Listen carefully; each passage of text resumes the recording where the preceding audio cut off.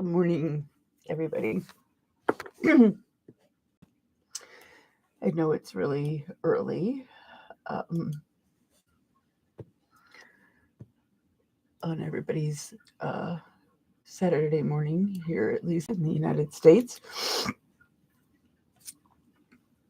Uh,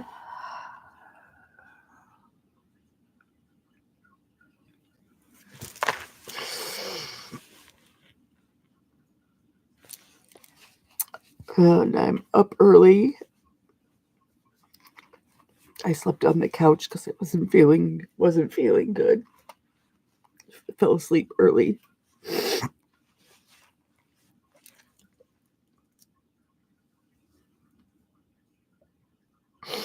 Which means I woke up early.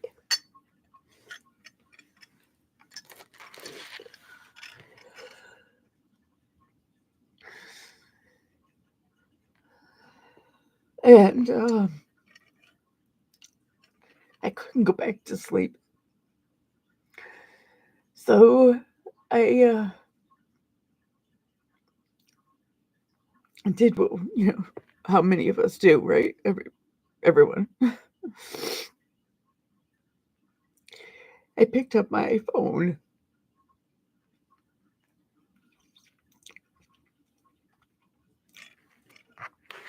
Actually, hoping for some just just distraction enough so maybe I could go back to sleep.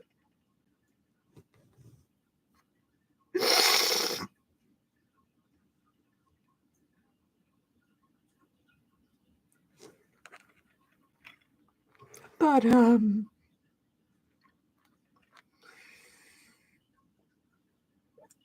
uh,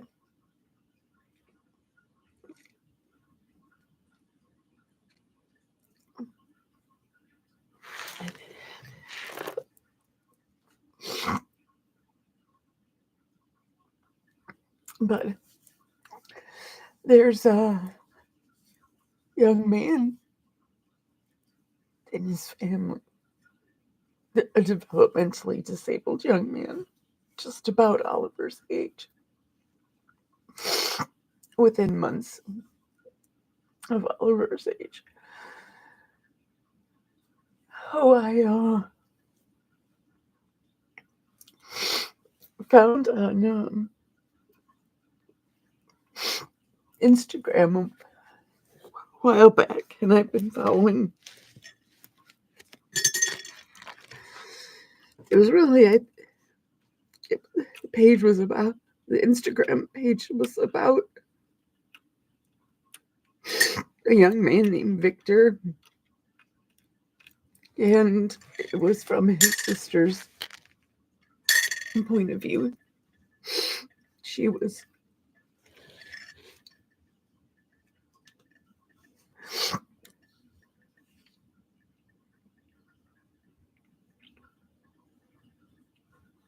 she was uh, a young lady. She was his sister who was having this year after college to stay at home with her family to be the caregiver of her brother, Victor. The Instagram is I think they called it holding Victor's hand. Just the sweetest young lady who obviously loved her brother. Her whole family loved him.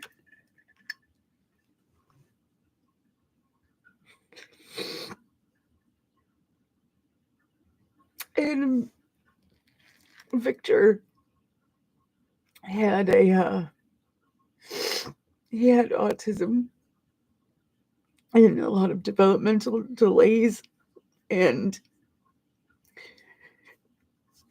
I wish I could remember, it's something Pittman syndrome. But it seems from what I have seen of them that Victor got sick a lot.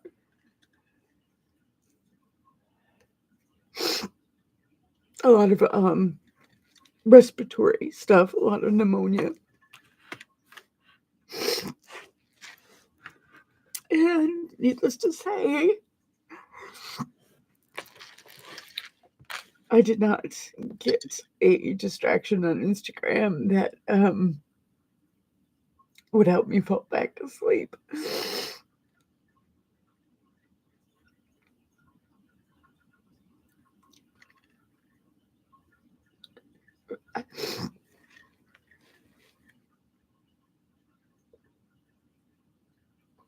So Victor passed away yesterday.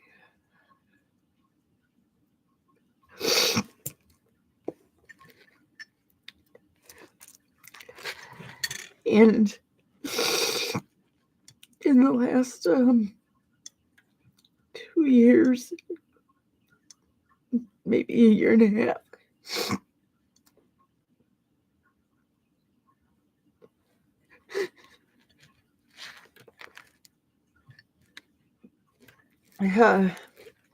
I've known 3 people personally who have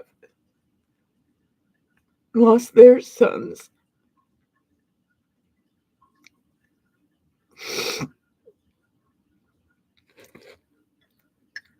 All of whom were right around Oliver's age and weren't even as medically fragile as Oliver.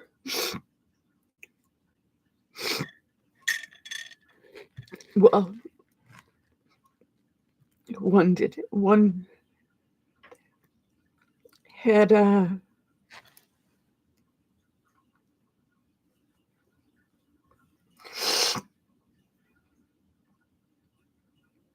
neurodegenerative disease and damage to his brain.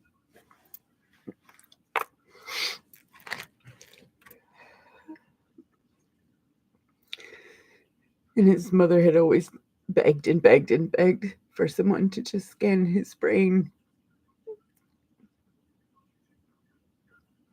And it wasn't until the very last couple of weeks of his life that they knew that it wasn't autism for him and that he wasn't going to recover.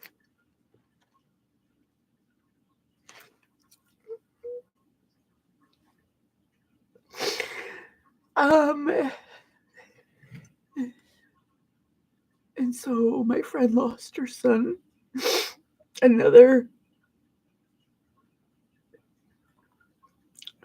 Probably one of the first friends I ever had in the autism community, has also in this last year and a half lost his son, who was again right around Oliver's age. He got sick and he just couldn't fight off the pneumonia.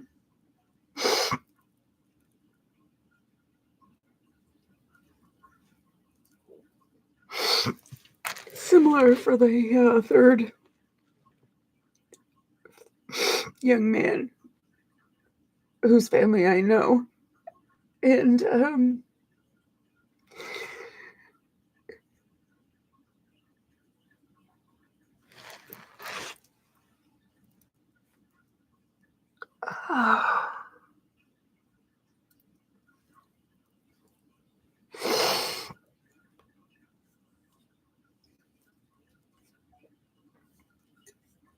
yeah.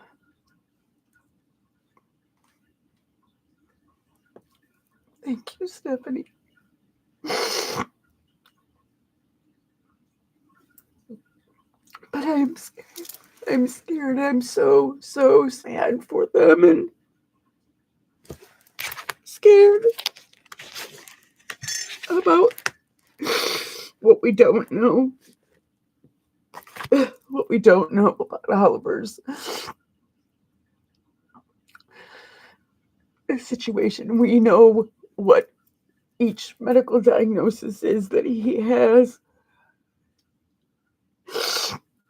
He's lived on oxygen his whole life. and respiratory issues are just some of the medical stuff he has.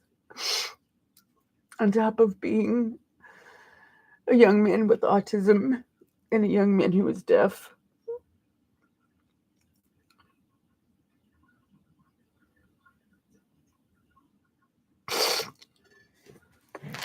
And I know a lot of us parents, what we worry about is what's going to happen to our kids when we're no longer here, are no longer able to care for them. And we had that covered. We have that covered. He has an older brother, his oldest brother,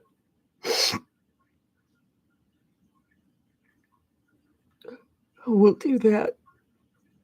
His volunteer to do that is absolutely 100% willing, able, and capable to do that.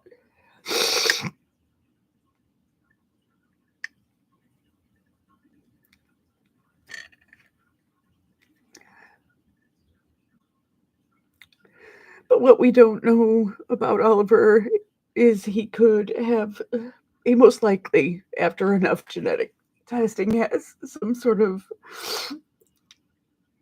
syndrome or something that they just haven't found yet, haven't discovered yet. And so we just plug on every day. My husband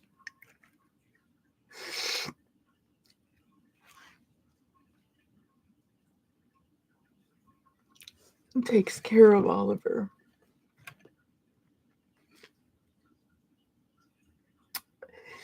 When we have no nurse, and Oliver's supposed to have a nurse. Oliver's supposed to have skilled medical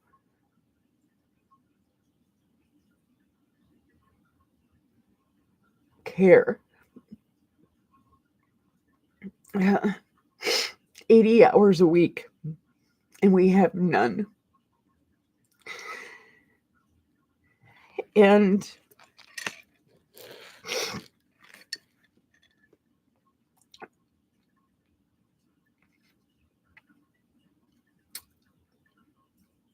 so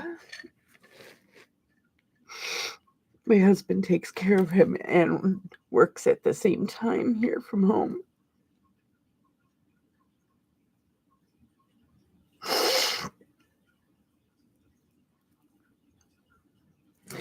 Because between losses of family members and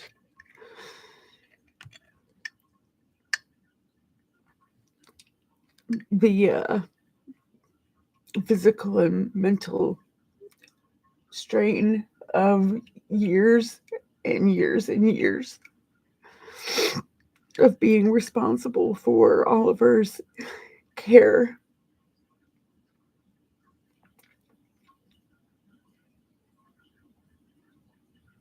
I was mentally broken, emotionally broken, and I don't know how much better I feel now than I did a couple of those years ago. It's been probably 5 years now.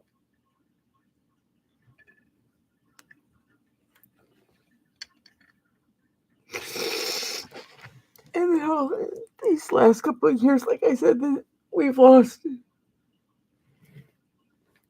There have been 3 losses, 4 now of people we either really knew or knew of, thanks to the internet. All young men. Right around Oliver's age, 19 and 20, 21, who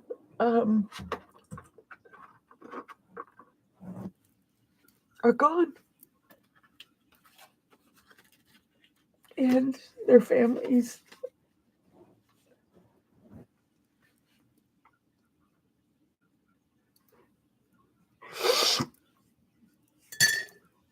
Have suffered a tremendous loss, and I can't even imagine.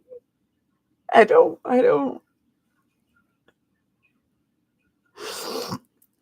want to imagine, but I know it's a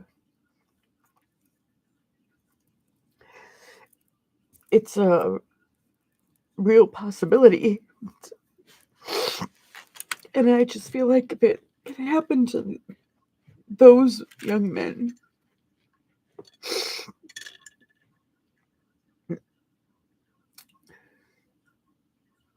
and some of their either didn't have any medical, like I said, didn't have any medical conditions, or had fewer or unknown medical conditions, um, but very much suspected. If those young men can lose their lives, so can Oliver.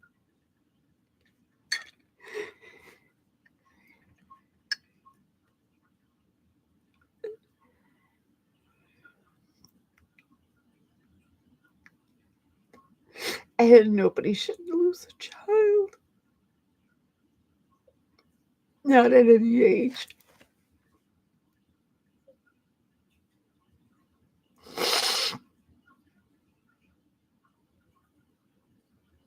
And honestly, I don't care how snotty and whatever this gets my nose, and how swollen up my eyes get from crying. And I'm live here on YouTube. But I want people to know that this is real. We may be a small segment of the population, people, with disabilities, families with children with disabilities.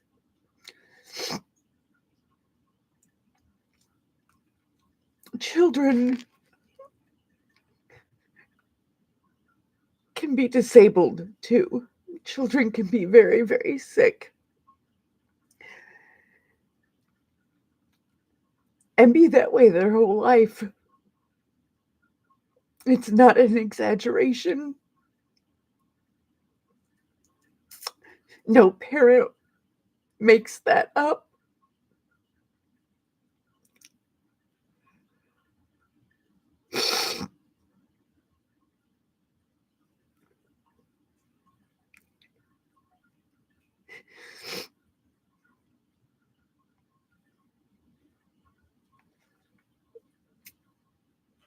And I'm just heartbroken.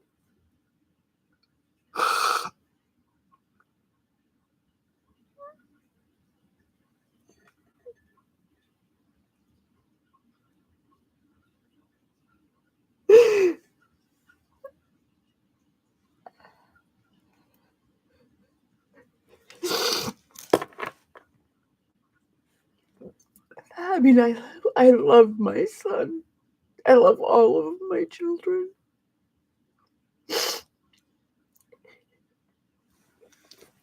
And nobody knows when someone's time is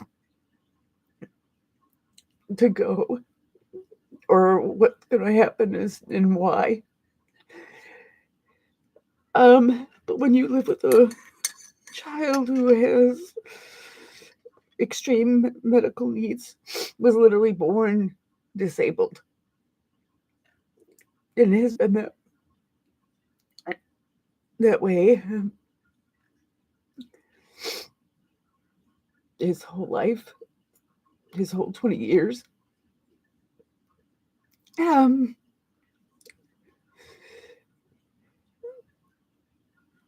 it's become overwhelming,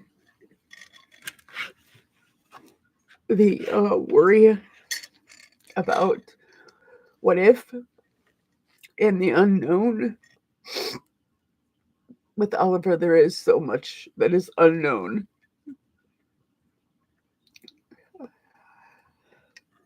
But we stay home. Oliver stays home so that he stays alive. Literally. Oliver isn't around very many people so that Oliver stays alive. And I don't make that up. I don't. It's not an exaggeration of his medical condition.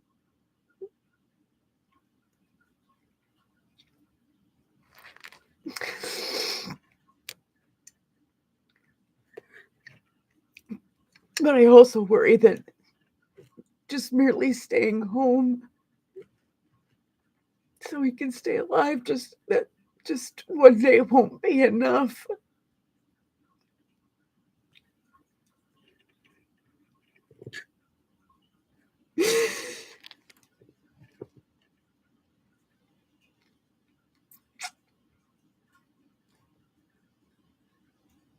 And damn you people who have said that I make it up, that I exaggerate his condition just so that you can't come around.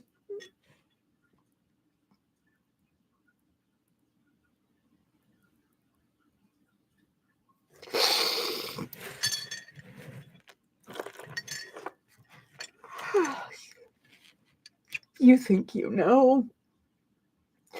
These people think they know.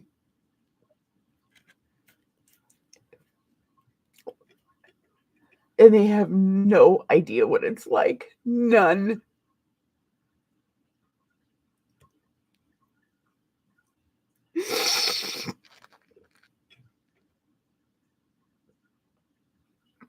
There are family members that I wouldn't even want at my child's funeral for the way they've acted. About him and towards us about him.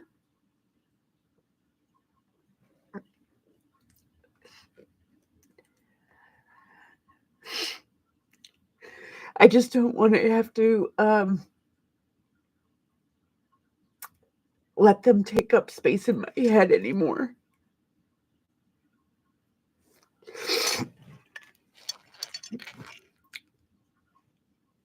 And I know people think all kinds of things.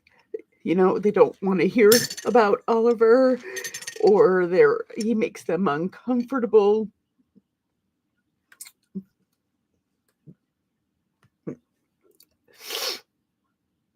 Or that I talk about him too much.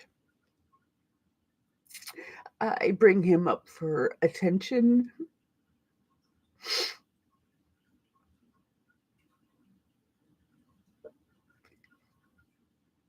But you know what? I try to say as little as possible, trying to have regular relationships with people.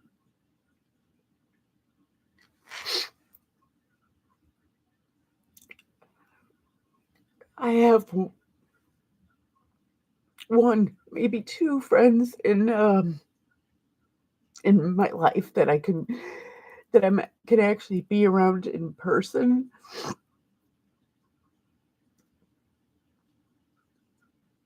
But neither are either close by or close enough to understand um,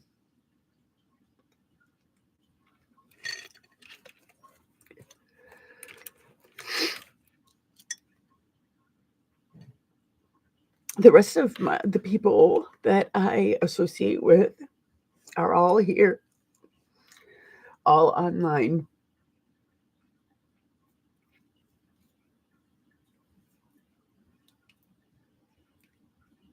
And I don't want to be told I can't talk about my kid or that somebody's uncomfortable.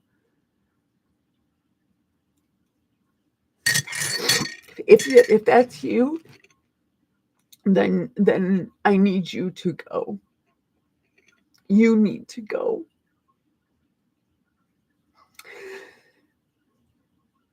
Thank you. I'm sorry, Stephanie, but that's usually the case, isn't it? Right? At least I have found over the last 20 years, it didn't even take 20 years. It was really quick to figure out, that the more impacted your child is by a condition or an illness, the sicker your child is, odds are you have less, not only less help from family, you have family members that are causing bigger problems, causing your family bigger problems and more stress. And others assume, oh, if you have family nearby, that you have help. Oh, you have nursing hours that are, he has a nurse, right? So you have help. No. In 20 years, Oliver, of qualifying for skilled nursing, we're talking licensed practical nurses and registered nurses, the kind that help take care of you when you're in a hospital. He qualifies that and has qualified that for that since the day he was born. He did not graduate the NICU. He came home a very sick baby and has just increasingly had more and more needs over the years. And out of the 20 years that he has been home, he has had more time without a nurse than he has with a nurse.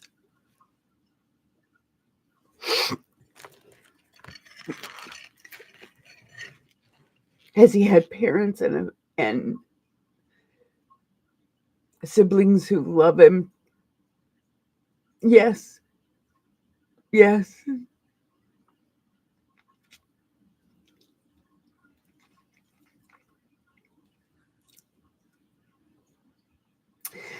But they say there's a nursing shortage, and definitely we did notice, at least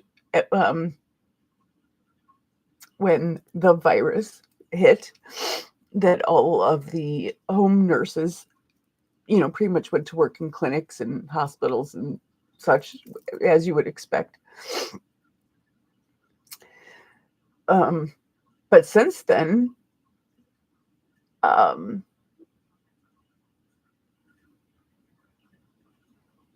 it's been even harder. There's no one. There's next to no one that has even been sent to our house to possibly be his nurse.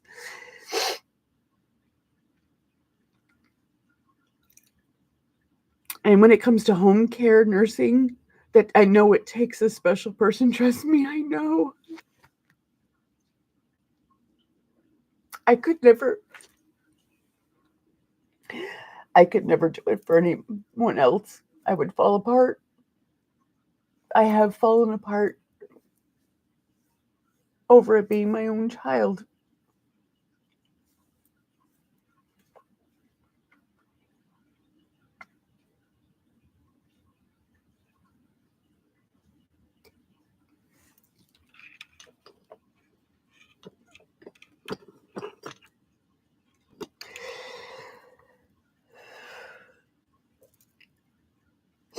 So he has spent more time, lots more time without a nurse, someone who has had professional medical training here, watching out for him and taking care of him. He's had us as parents who, no, we have not gone to nursing school. No, we haven't gone to medical school. Nothing like that. No background in that. We just love him and always have and will always continue to give him everything we can, give him 100% of what we have to give to take care of him.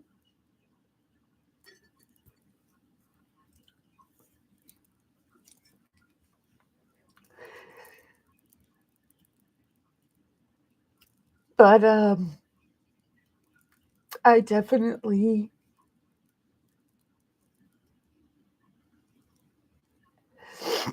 I don't want people to feel sorry for me. I don't want people to feel sorry for him. He's a happy young man. Don't feel sorry for our family.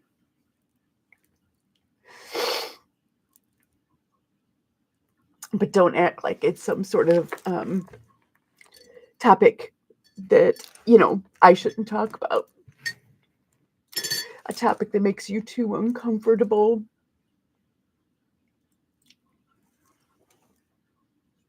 Or that you don't want to hear about. And quite frankly, I don't even care why. Just go.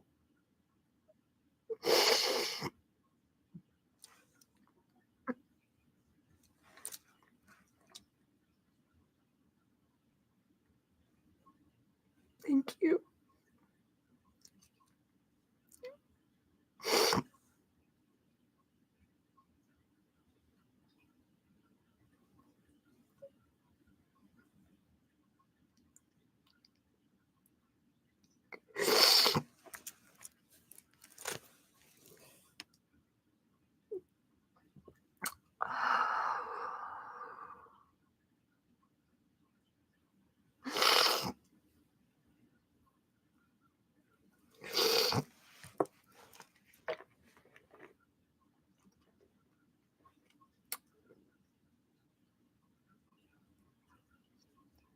And I know we go to extreme measures to make sure he stays as healthy as he can.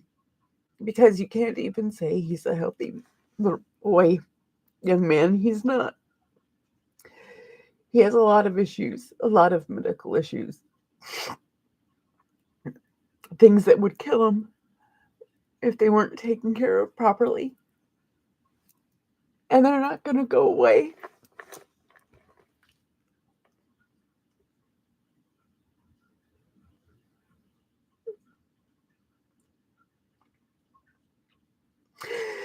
So if you are someone who thinks that we're doing it wrong, that Oliver should be out and doing things and having all these whatever experiences, he's alive because he doesn't.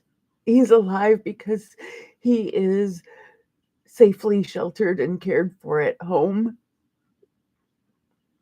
He goes out for doctor's appointments, ones that can't be telehealth. And he's gone out for these doctor's appointments. Ever since he came home, he's done that with a mask on. And that's not to keep anyone else from getting sick from him. That's to keep him from getting help. Try to keep him from getting sick from anybody else, especially at a medical facility. Every once in a blue moon, Oliver gets to go to Target.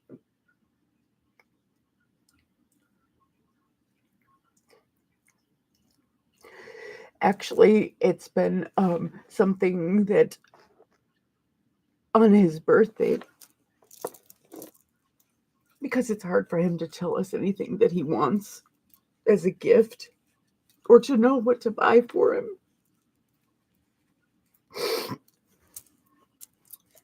Target has been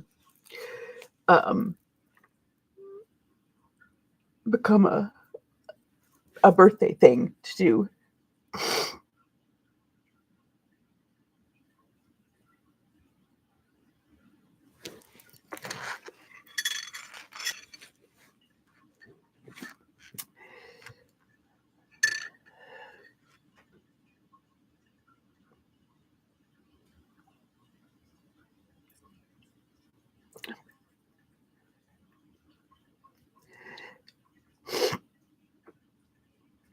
We don't choose for him to be sick. We don't choose for him to be like an old man on the inside and look like a little boy on the outside when he's actually 20 years old.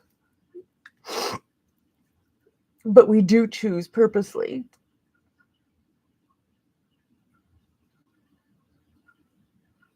to protect him and to have rules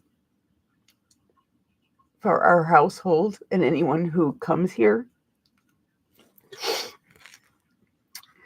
whether that's even our own children, outgrown his siblings now that they've moved out, whether that's other family members, none of which, by the way, none of which actually come.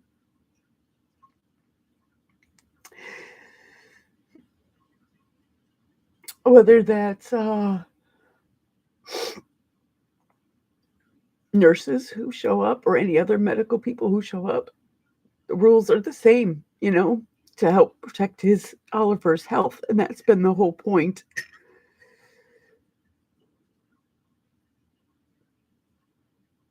We had a school district who never understood or didn't want to understand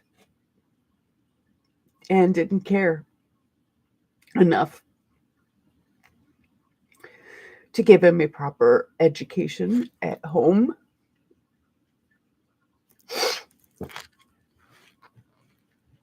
He has grandparents that haven't seen him for close to 15 years because they choose to not understand. It's a choice. It's a choice because we make it very clear. We aren't shy about the facts and the rules that have helped keep Oliver alive and continue to help keep him alive the best that we can.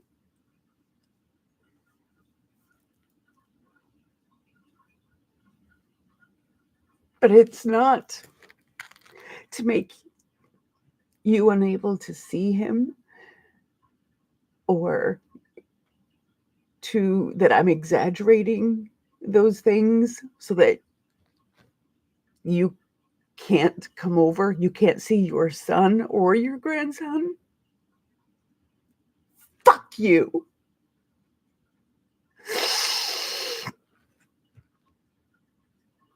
Don't put off on me what your own inability is to emotionally process. That's for you.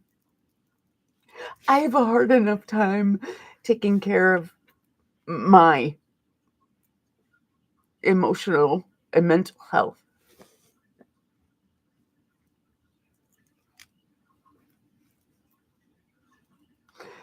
And I sure as hell don't get on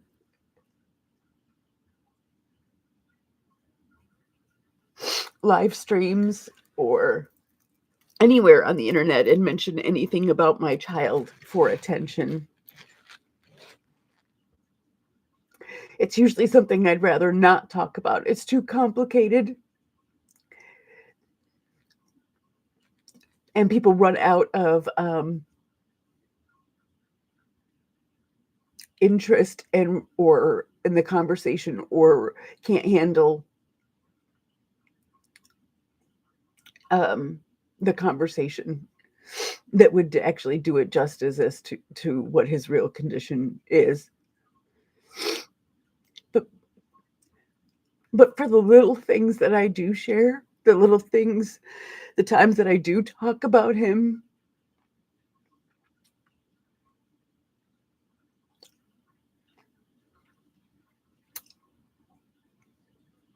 if you can just listen, or don't say anything. If you can't say anything supportive or kind, don't say anything. And definitely don't tell me I don't have the right or that you don't want to hear or that I shouldn't talk about him. Would you say that to someone else? Would you say that someone else shouldn't be talking about their child?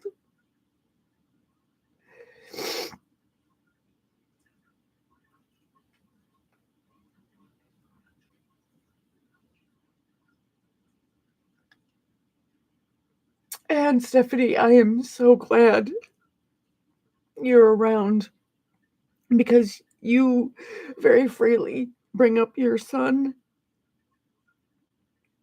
and you ask questions and you tell us about him.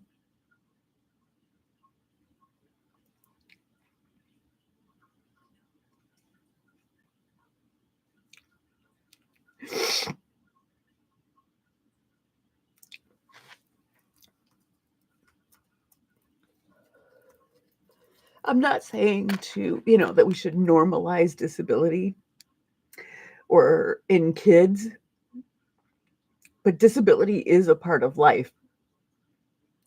It's part of the life cycle. We come into this world unable to take care of ourselves. And generally, in the process of aging over time, most of us end up leaving this world with having needed the help of other people to take care of us. So disability is part of life. It's just that it's usually older people.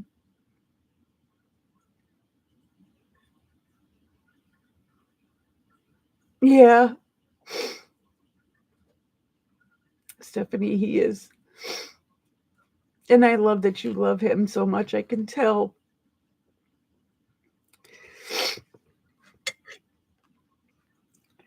And that you have a family that's complicated too, right? Complex.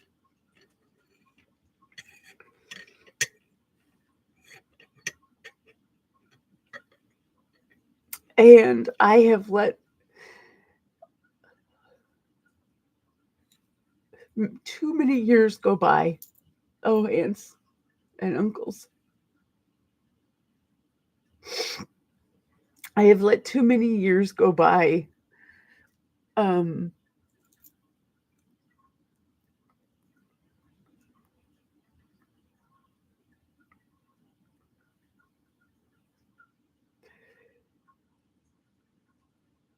um,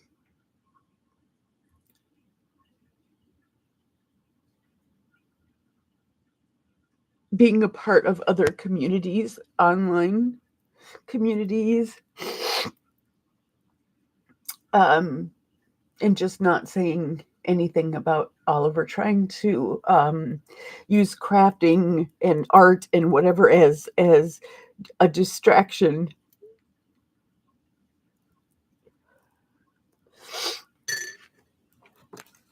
from where my mental health is gone to. But I don't want to just have to have a distraction.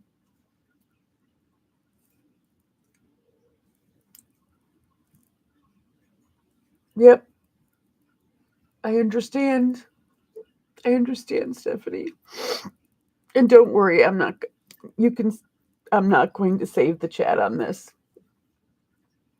So,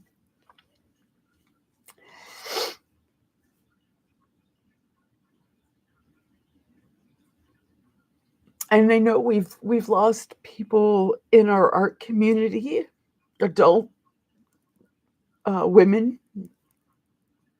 Women have lost their husbands.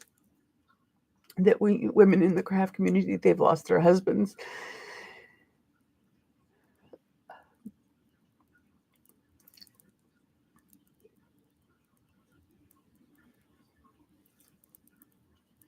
And I can't imagine those things. My heart aches for those families too.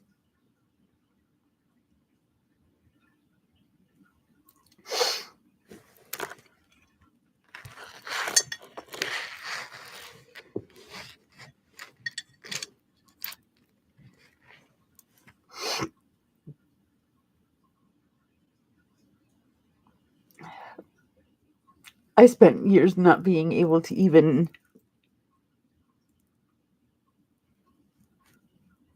do any art or craft anything.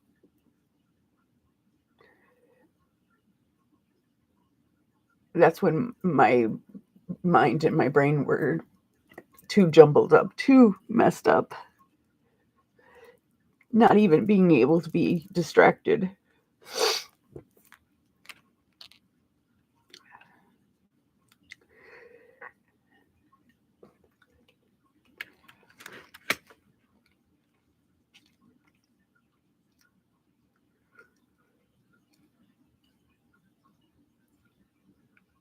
But the videos I make now and the people that I associate with online in the whatever community,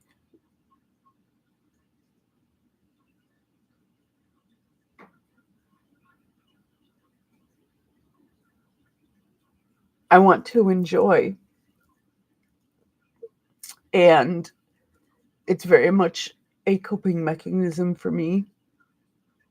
I used to be a really, really outgoing, extroverted person, and this definitely changes you. There's things you will never, I will never, I will never unsee. I will never forget. I will never not feel exactly how that felt for the rest of my life. So I'm not going to be, um, maybe your everyday YouTube friend.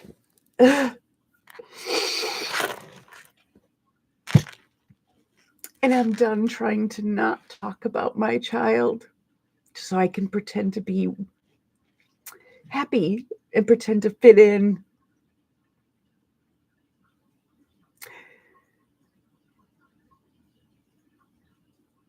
And I want it to be okay that I am someone's wife and someone's sister and daughter and friend and someone they know online on YouTube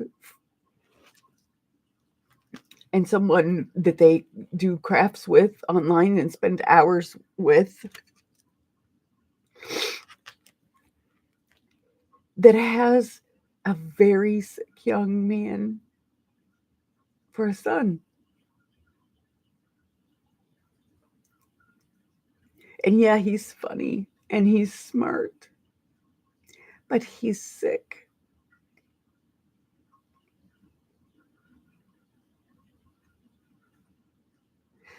Yeah, Stephanie, but you're like the only person I know that does.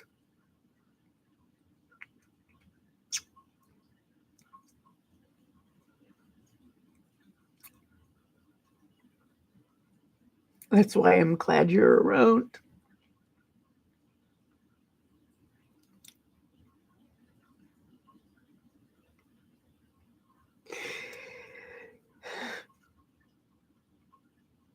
And I know you talk about it because he's your son and you love him.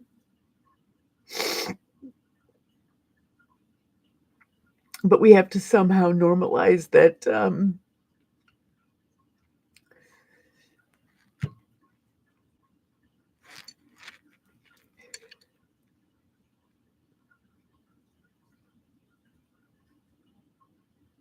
it's okay for us to talk about things that maybe make other people uncomfortable. We're not comfortable. We're not comfortable living it.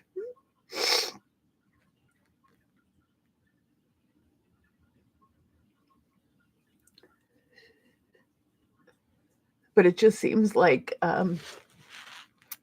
it's taboo, right? It's taboo to talk about your sick kid or your kid that's different.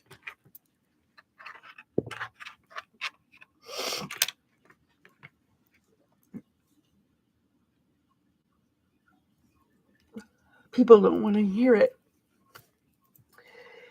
People have their own opinions.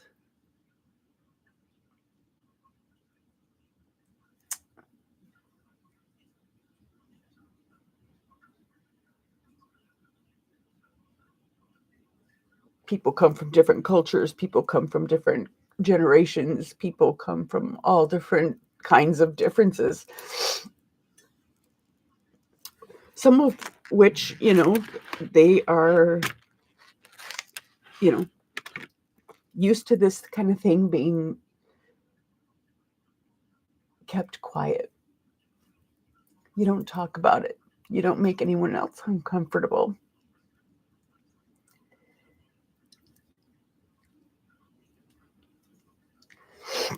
It's an embarrassment to the family. In some in some cultures, in some cultures they keep them in a room and don't even let other family members that come over interact with them. It's like they want to pretend that they don't even exist.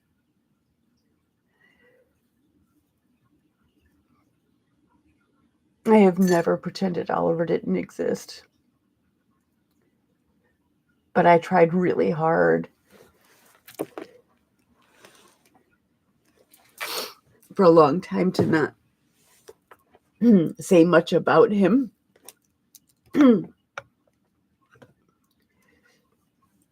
so that so that I could pretend to be normal, pretend to be a regular parent, a regular mom, a regular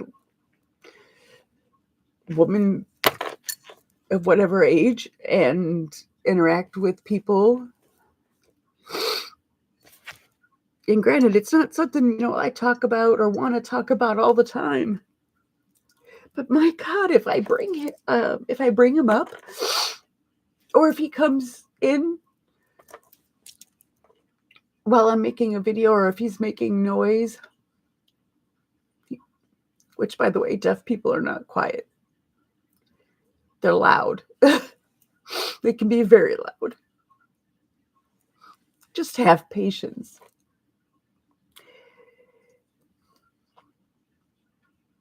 Either extend me and my family patience and grace, or go away. Because this is who we are. This is who I am. This is who he is.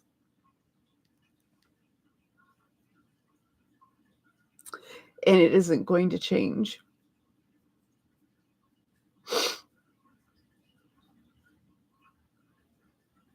And my heart is broken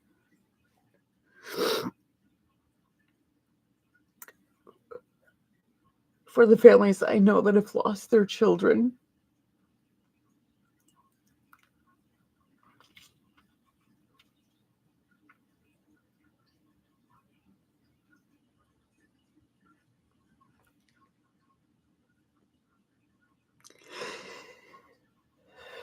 Because no parent should have to bury their child.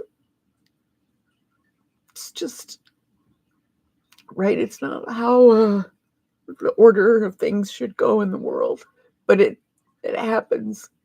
It's also a very much a reality.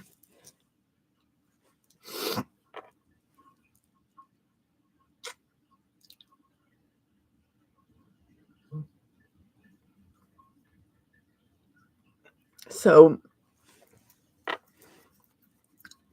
I see there's two of you here. I only see Stephanie. I don't know who else is here, but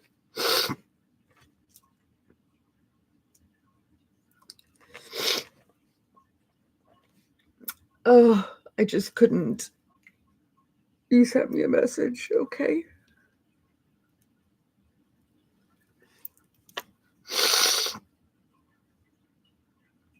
I guess I just had stuff to get off my chest. And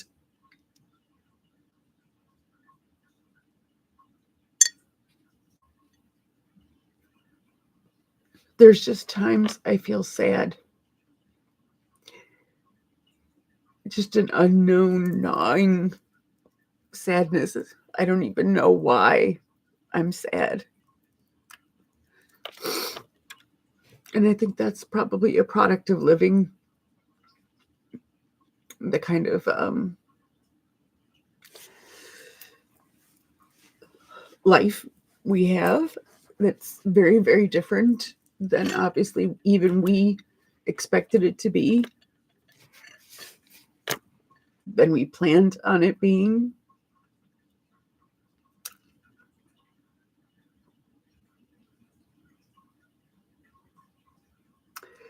And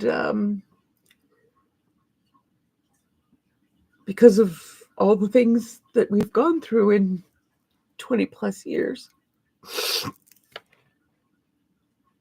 we aren't going to be like your average mom and dad, not your average coworker, not your average YouTube friend, not your average um, mom and dad.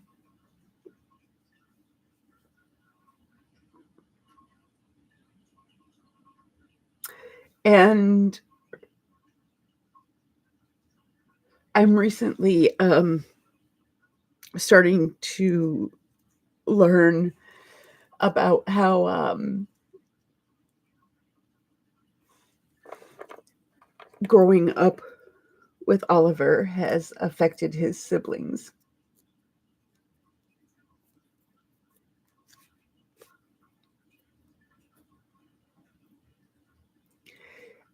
And I just want to say that we did everything that we could possibly do to give them a regular childhood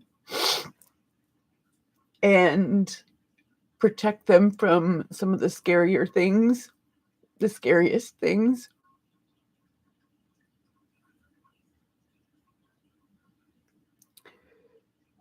But did it make life different for them? Yeah. But I am just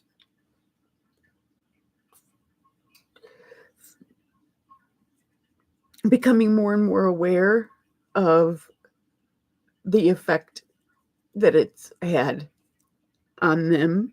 And I'm sorry. I'm sorry I did the best I could.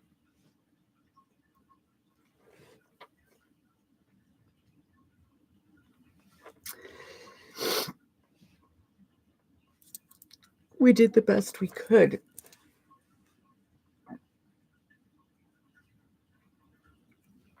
But I can understand how being a sibling of Oliver's, just, I mean, I am a parent of Oliver's too, and I know, you know, we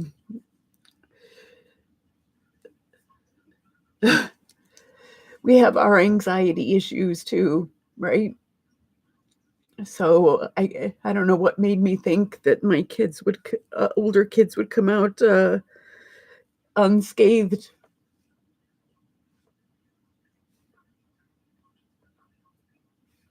Yeah, there is no book on parenting. There's no book on parenting any child, right?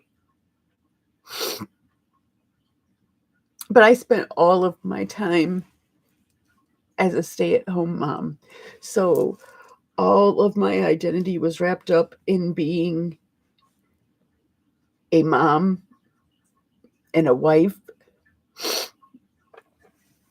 And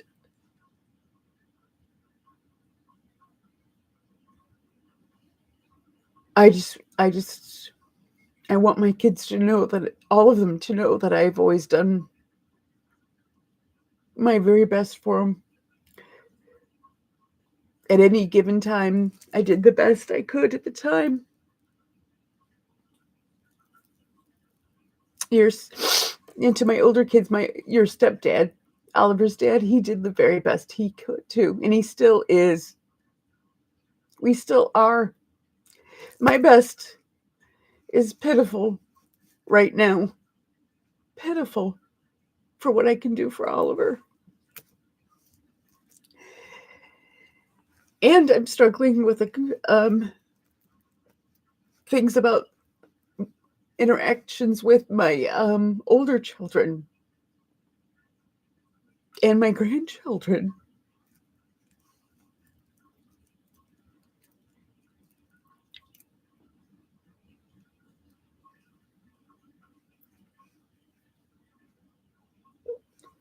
And so is my husband.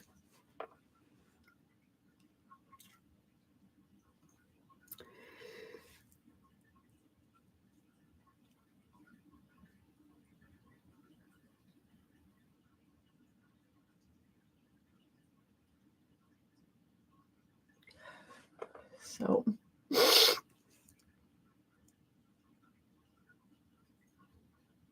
oh gosh, somebody please suggest something else to talk about because now I just can't. I can't talk about this anymore right now. Oh goodness.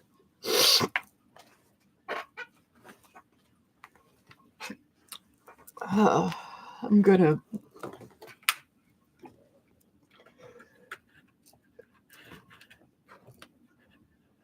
see if I can distract myself. There's my coffee, and there's my messy desk. And I know you guys can't see very well, probably because there's no light on. Be careful, here comes a big light.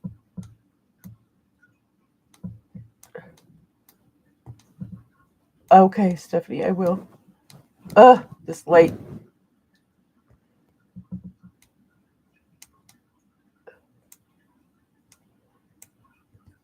Great.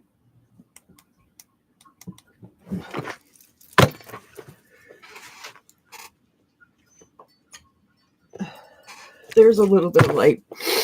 Now I need a new ring light, I guess. Okay, 1 second, everyone. Whoever's. I'm gonna. Thank you.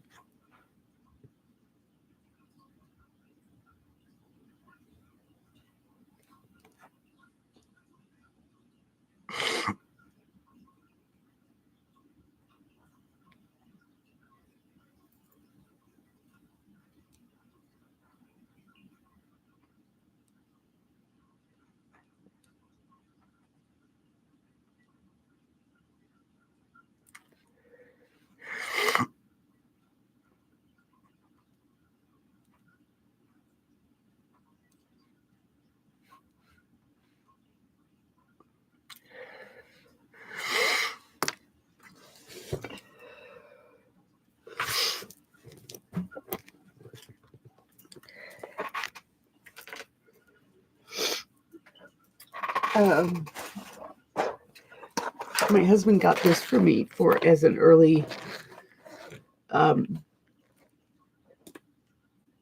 Christmas present because it's an Advent calendar, and full of 24 days of gemstones. So today is a new day already, right? Today is the 14th. So I'm going to open up day 14 and see what's in here. Oh, pyrite. I know. Fool's gold pyrite.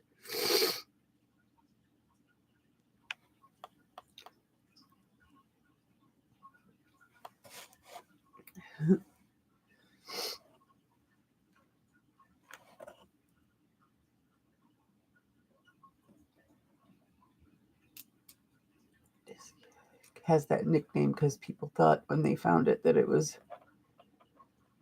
they had found gold. And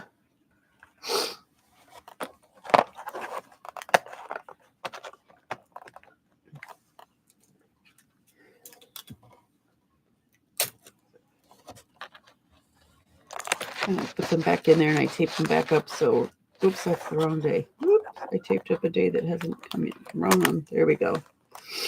So that nothing falls out. And when the 25th is here, after I've done the 24th and the 25th is here, I can take them all out of there and use them for jewelry or different things.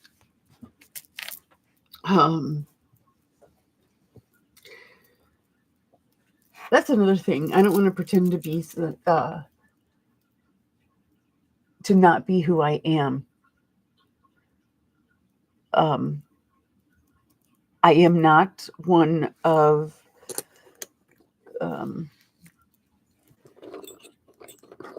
very commonly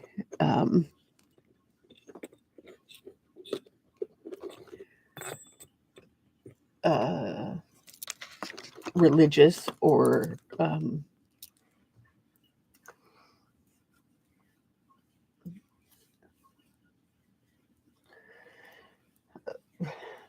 somebody with your typical spiritual or religious necessarily beliefs. Not anymore. And I'm not going to pretend like I'm not. I'm not going to hide that I'm not.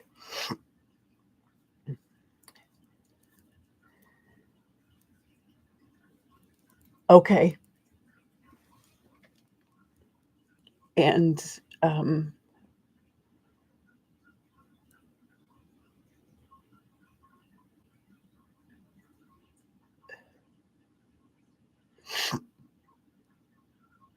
so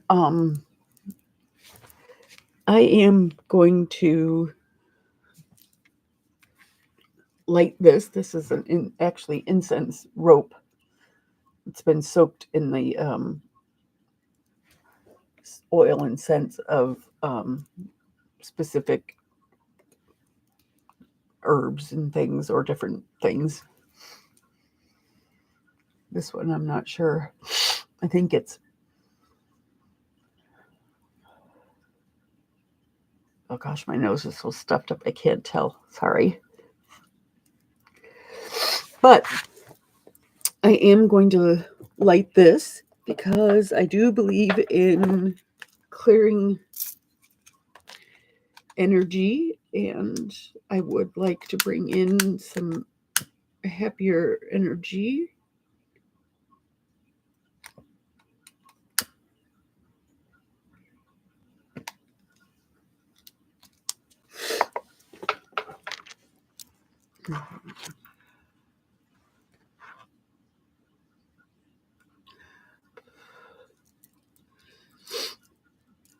And let that smoke kind of clear this area. I'm going to stick it in this jar right here so that it doesn't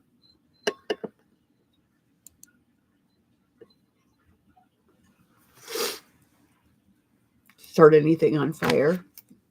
The last thing my YouTube craft friends need to see me do is start something on fire on accident. I have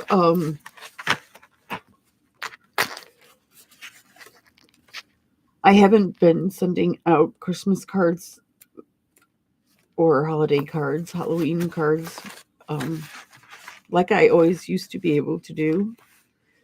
But I have been able to recently, as of the last couple of days, 1, 2, 3, 4, 5, 6. I have 6 cards that can be holiday cards. Christmas, if that's what you celebrate. Winter solstice and Yule.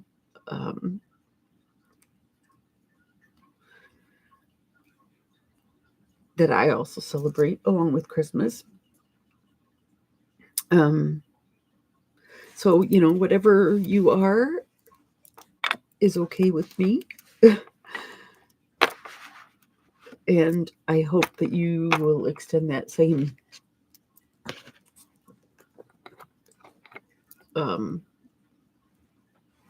feeling towards me. So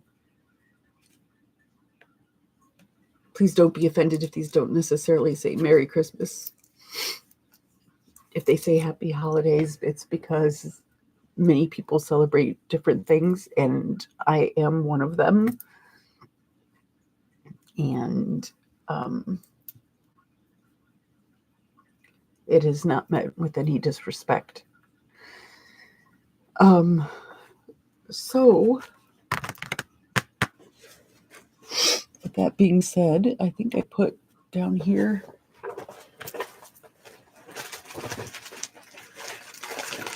a bunch of papers and blank strips of paper and blank cards that I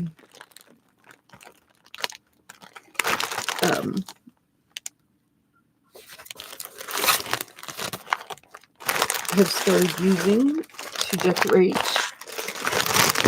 And actually just didn't even have cards made in time to send out to people. Oh goodness, where did I put the blank cards?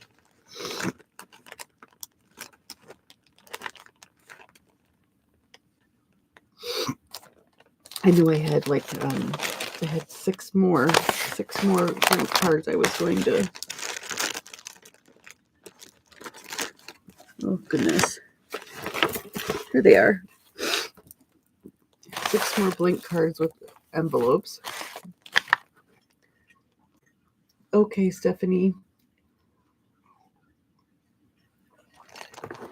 What are you going to craft, Steph?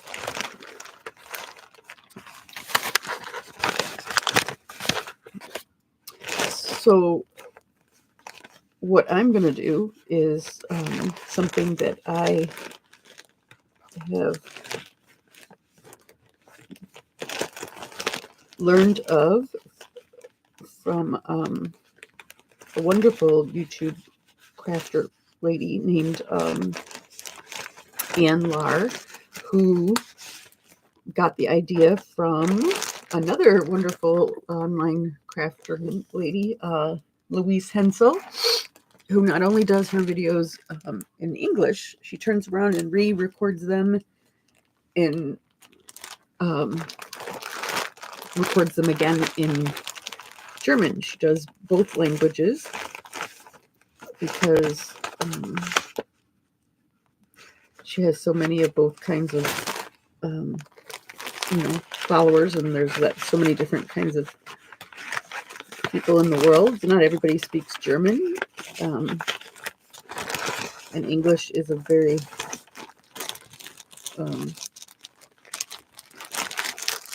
popular language spoken by many other people besides just Americans in the English in Britain. And that is someone that Anne found this idea from. And I am tickled and having fun making these types of cards. And then just kind of brightening them up, making them a little metallic and whatnot to be more of a holiday card. And doing so by taking a whatever size you want your card to be and whatever orientation you want it to be. This is cardstock. This was already pre-cut and pre-made. So were the envelopes, which I just had a stack of in a drawer down here for a million years. And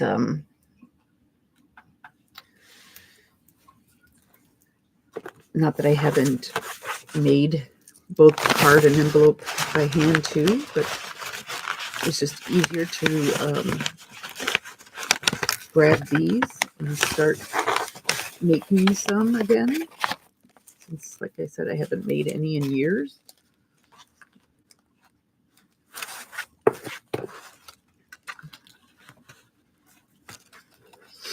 And quite frankly, I am just going to start gluing them instead of fussing over what piece comes next and how well they line up and whatever. I'm just going to start randomly gluing,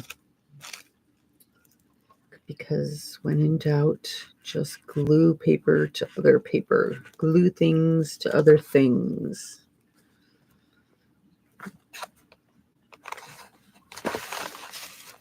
So that's what I'm going to do.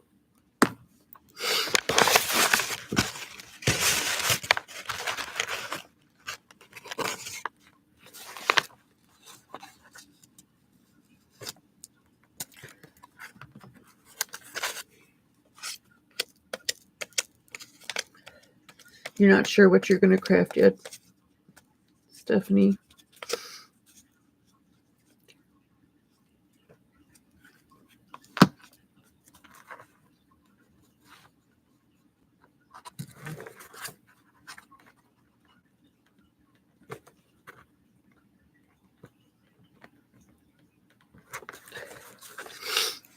Oh, goodness.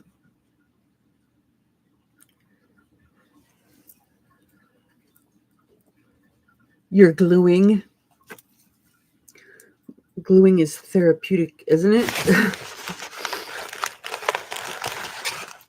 I thought people were crazy when they said that. Until I started to do it.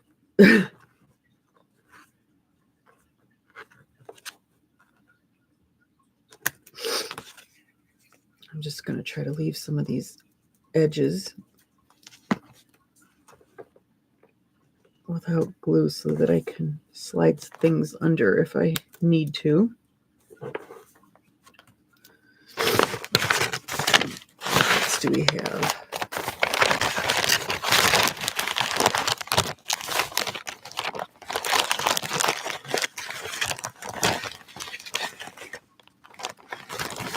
This is a lot of the same kind of thing. I'm going to put these things in there.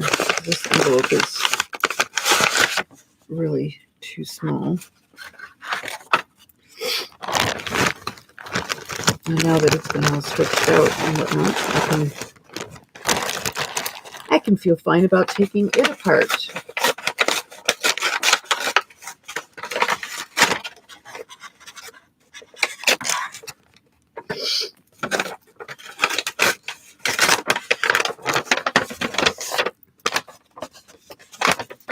And even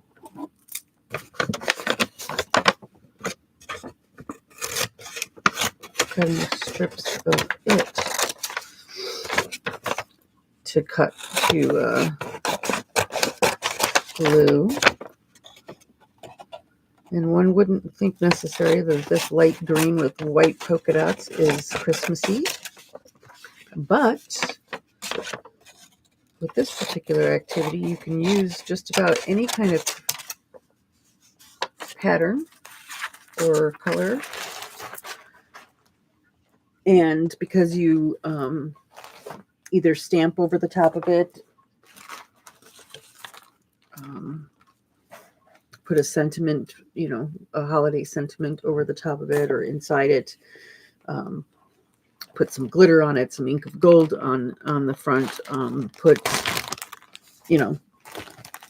all of that kind of stuff, any of that kind of stuff. It ends up being a sparkly holiday kind of card. So let me fix these, because these are not only not straight, they're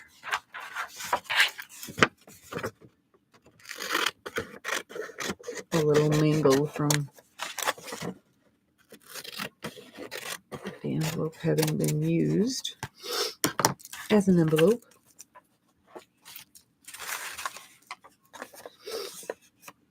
And tell me what you're gluing. Do you have a sketchbook, like a composition book?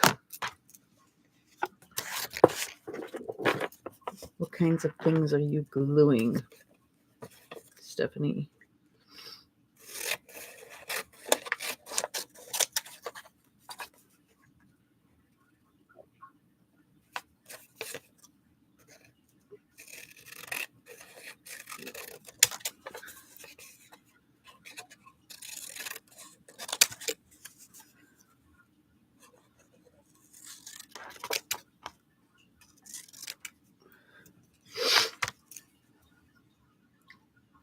Oh, sorry, I'm scratching my eye before I can read real quick. Oh, you like composition books to glue in? Yeah. Me too. I have to start a new one, and I was thinking of using one for the scavenger hunt for 2025.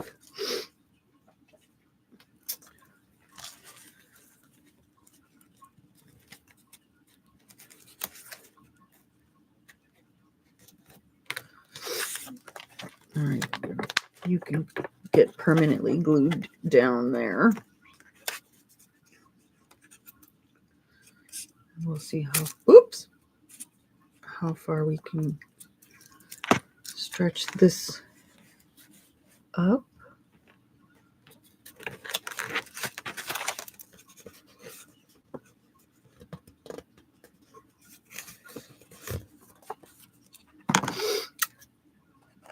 And I really do apologize for the lighting. It was starting to get funky on me with this not being able to turn it on. But if I held it, it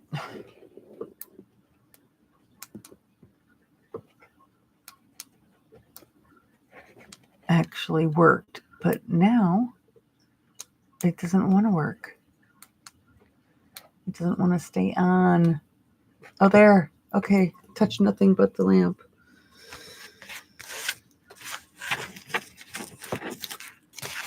All right.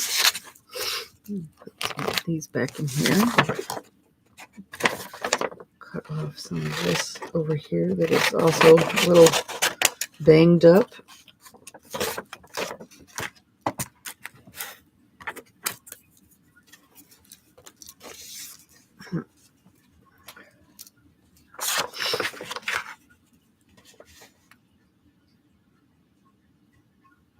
Oh, so what is your subject matter for your en masse school or en masse glue books?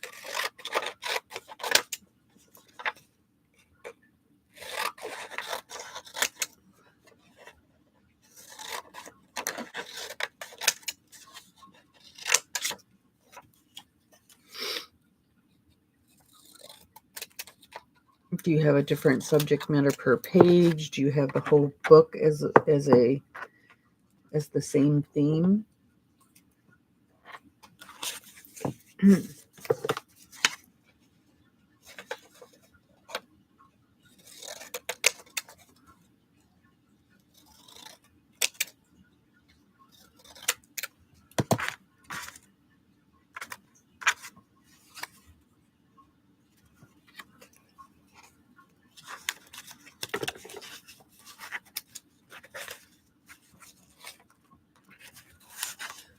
Many subjects in the same book, a collection of things. Each category is different. Cool. Very cool. I don't think I could fill a whole composition notebook with one subject matter. That would be hard for me. So yeah, I'd have to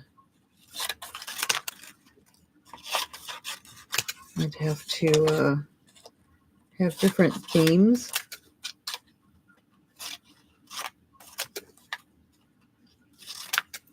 Ugh, I can't cut straight today for anything. At least not so far.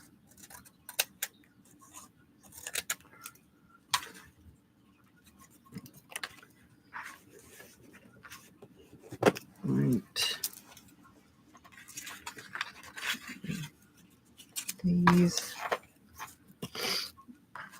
and this all banged up. This one's all banged up, so. Oh, you're using a magazine to do that with? That's a lot of fun.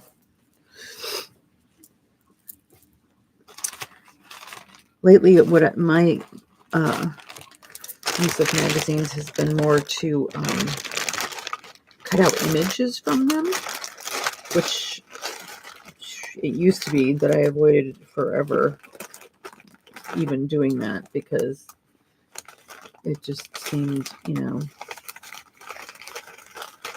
terrible.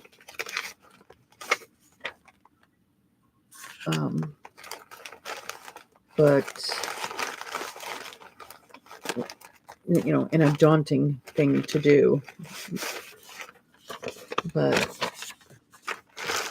lately, it's been, instead of gluing in there in the magazine, it's been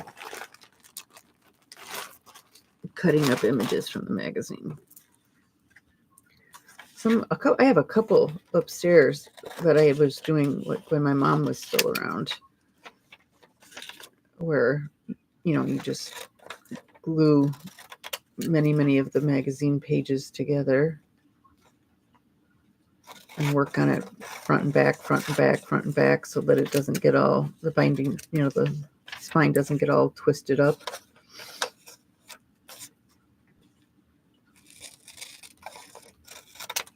I've actually even done the gluing multiple magazines to each other. And then also gluing the, multiple pages together for strength and sturdiness. And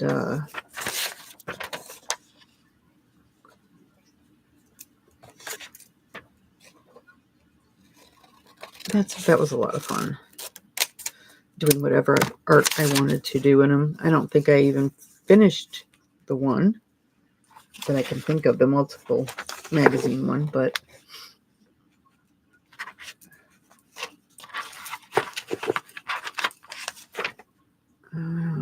let's see.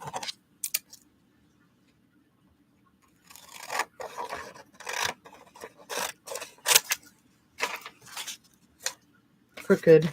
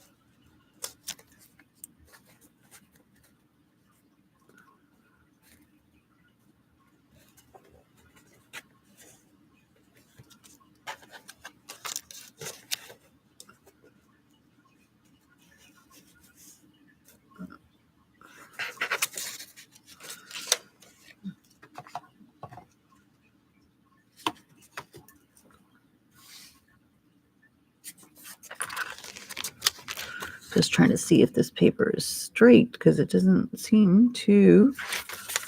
Maybe the other one isn't straight. Maybe I'm working on a slant and I just don't realize it, that I've already started. All right, well, whatever. We will work it out.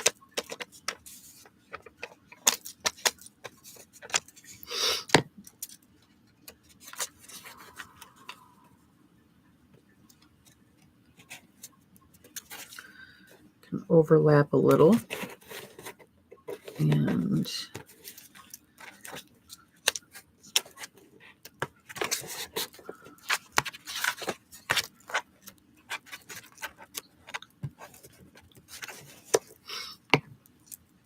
trim that up.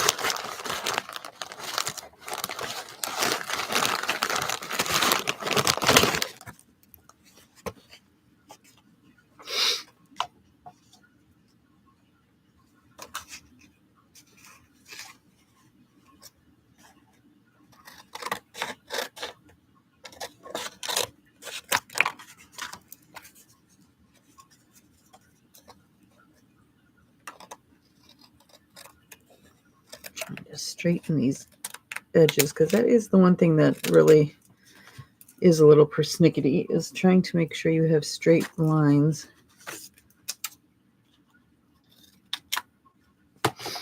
And whatever it is that you're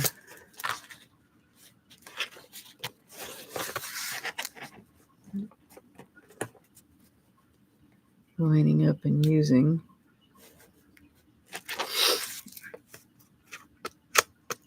Hi, Pam. Good morning. Good Saturday morning to you. How are you doing? Yeah. So far, I've avoided the DOG from begging for it. Like he usually does. It cools off a little, and he knows enough time has gone by, and he wants some. But so far, he is still asleep.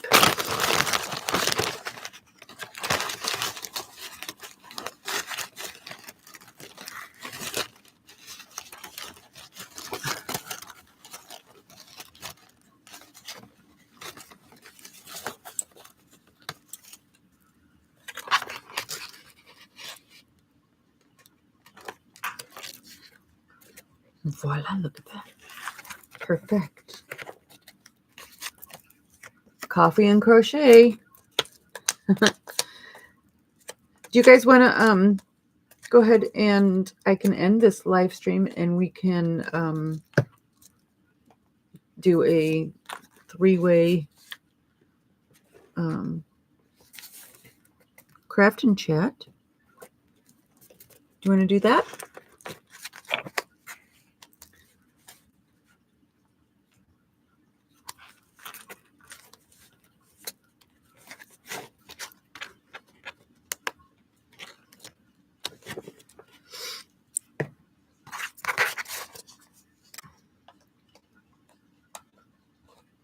Make it a little easier.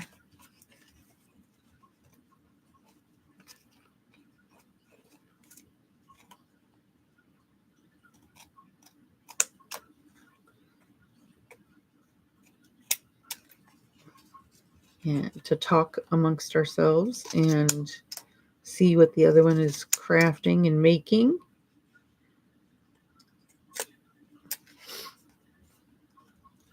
Oh, you have your iced coffee, huh? You like it when it gets cold? I guess I like iced coffee. I just don't like when coffee gets cold like this gets cold and I don't like to reheat. That's because I think it just doesn't taste as good to me microwaved, you know? So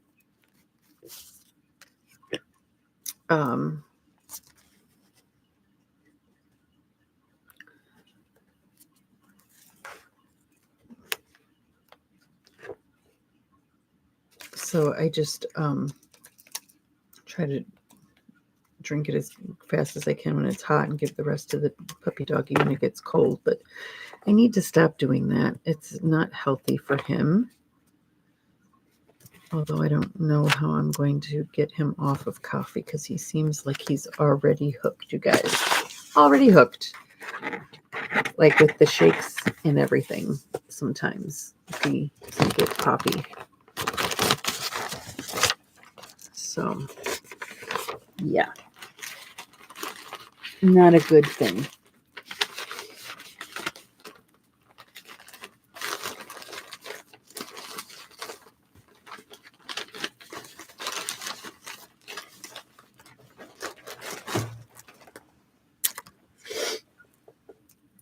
All right. Let's see. There was some stuff in here I wanted to pull out. These are old, like writing paper, like stationery. Look, and this, like, they literally have these thin, super thin envelopes that come with them. Just unbelievably thin.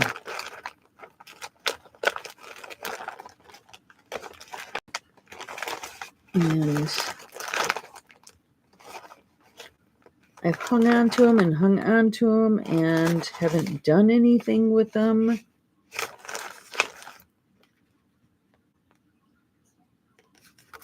So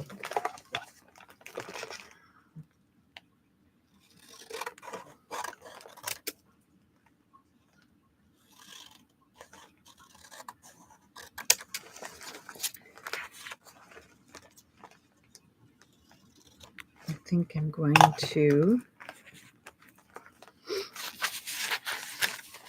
Oh, I know these ones have envelopes. Maybe I will save the ones that have envelopes. But I think that green, is this another white one?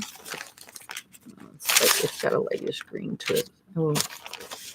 I will cut that.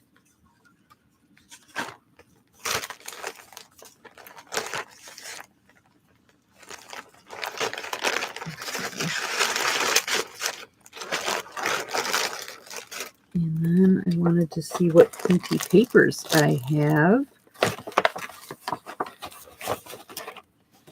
I have a lot of painted envelopes.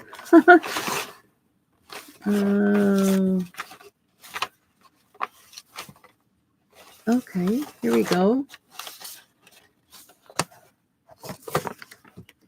Some fun paper to cut up. Hi, Leah. Any other balcony dwellers?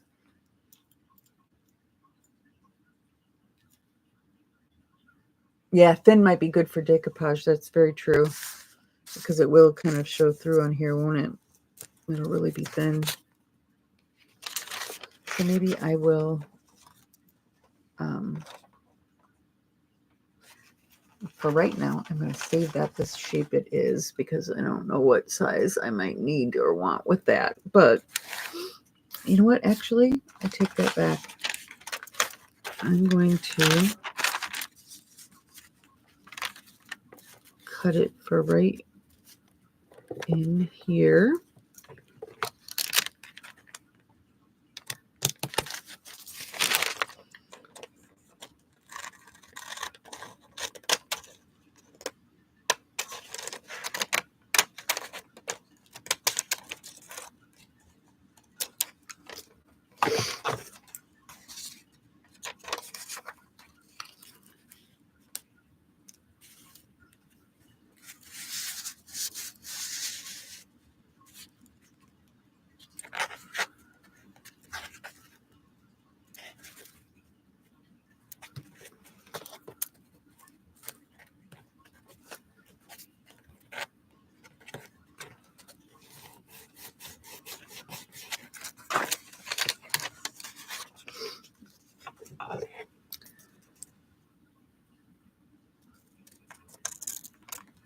What time is it for you, Leah? I don't know that I know where you're at. Oh, yeah, it was, this is white, like, butcher paper. And I had done up a whole bunch of sprays and metallic paint on top of things. It's more green in person than it looks like you guys are seeing probably on camera. So, oh, it's 6 a.m. for you? Okay. So, yeah, you're on our time zone too. Central time.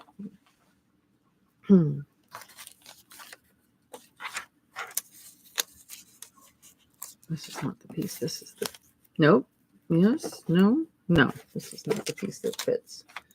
This is the piece that fits.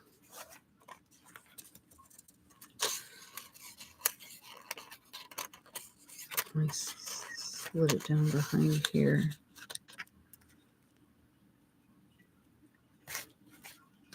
Okay. I'm going to put the glue on the card instead of on this because it's so thin.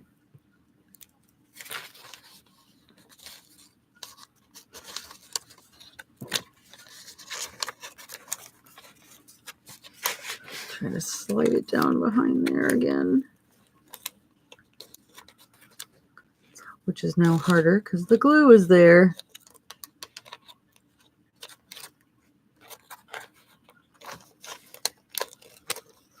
But at least the paper is not stuck to my fingers and ripping.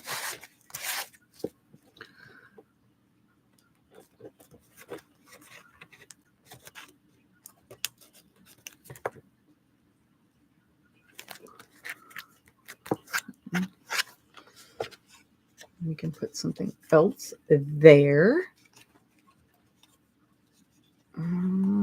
Maybe.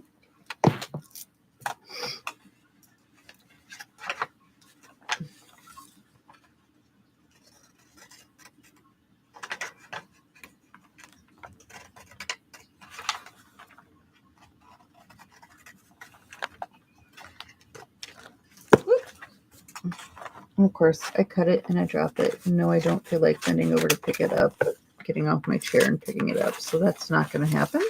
I will cut another piece. And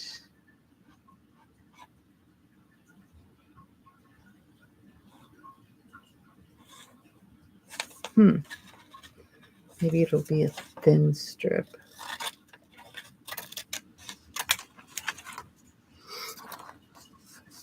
That can just go right there.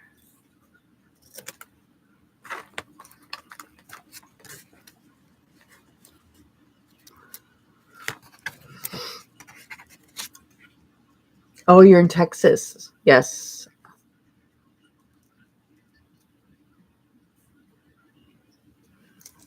I am up near Chicago.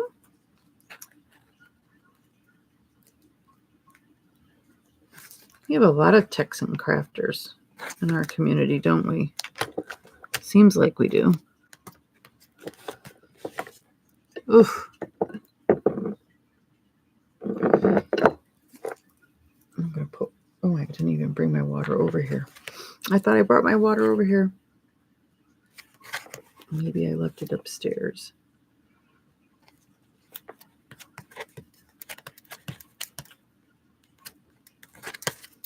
Okay.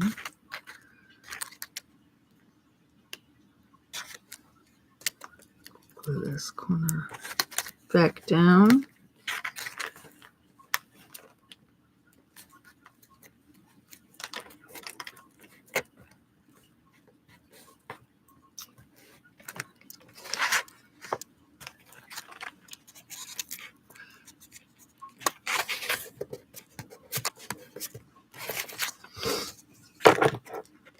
I'm going to snip these edges.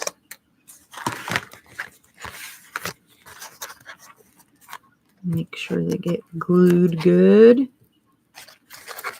How are you liking that glue? Did you get the permanent, Stephanie? Were you able to find that?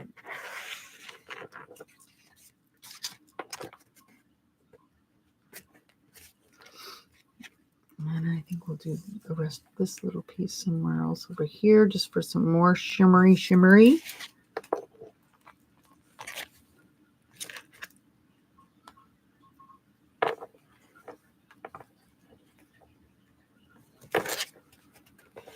Because I can.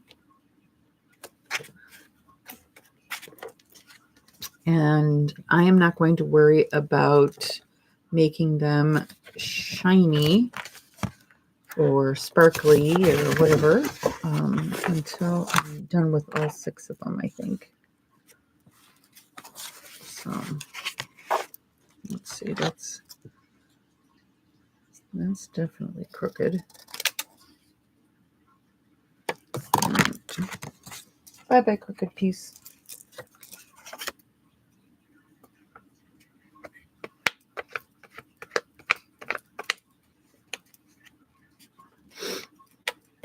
Yes, Pam's journal was beautiful, wasn't it? Oh my goodness. She's a very, very, very good journal maker.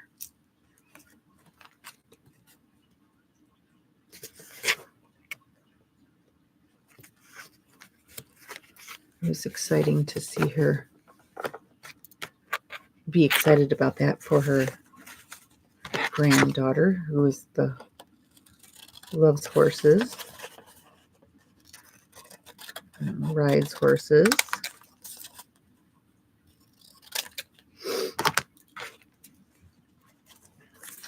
Sorry guys about my nose. I've got the sniffles now that I've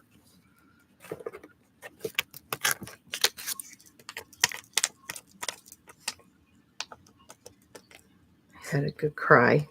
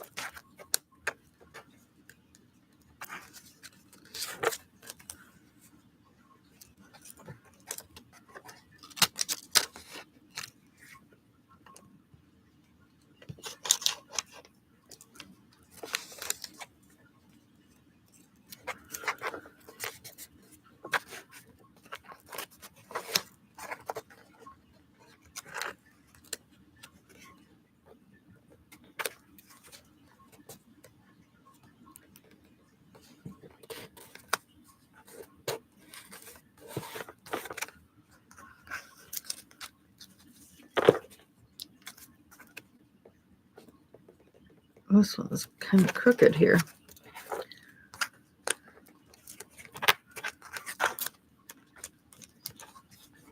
But perfection is not the goal, right? Boys and girls, perfection is not the goal.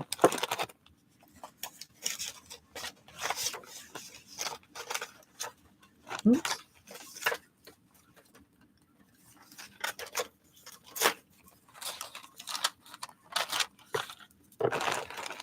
Actually, let me put this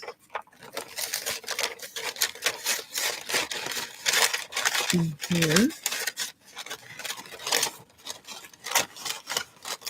Try to keep it safe.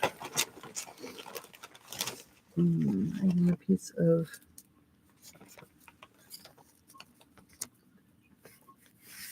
text, but probably farther over. And I know I want this down in the corner.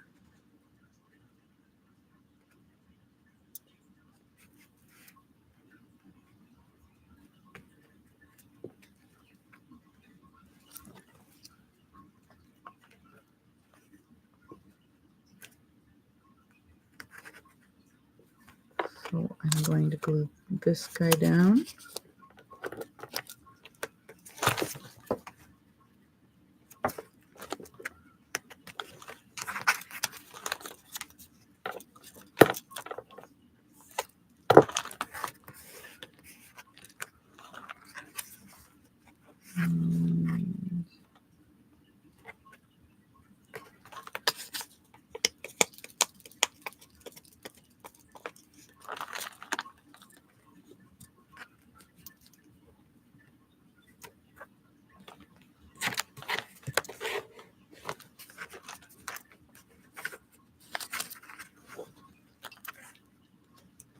Glue across the bottom where I can still leave something that I'm room for something I might need to tuck.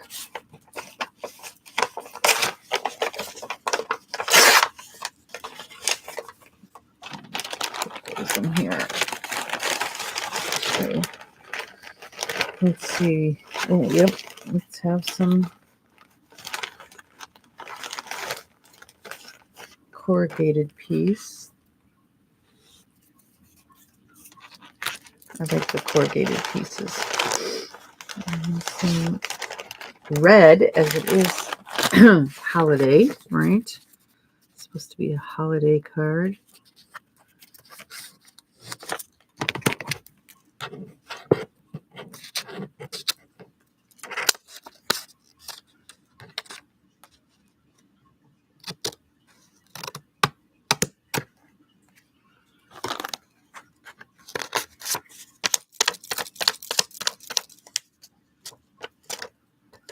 I swear if I set off the fire alarms, you guys, because this rope over here, rope incense is burning like it is, and I wake up my husband and my son, which my son probably won't wake up, but my husband might not wake up either now that I think about it.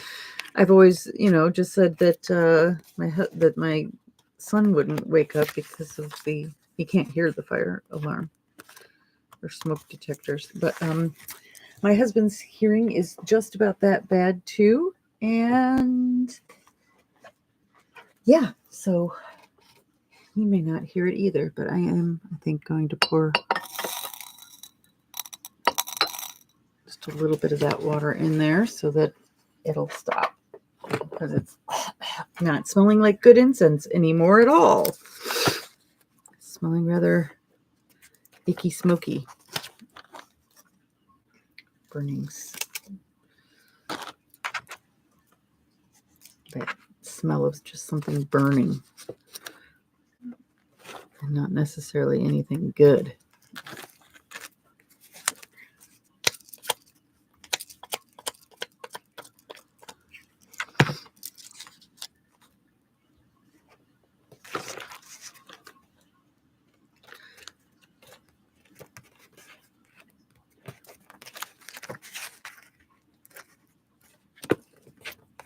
I think I will light a candle. I don't know if I'm going to smell that at the moment. Maybe this one. Yeah, this one smells good.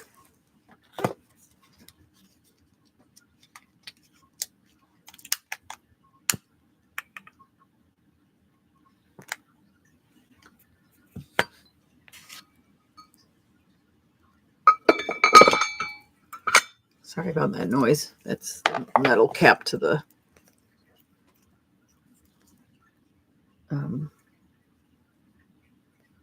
candle there.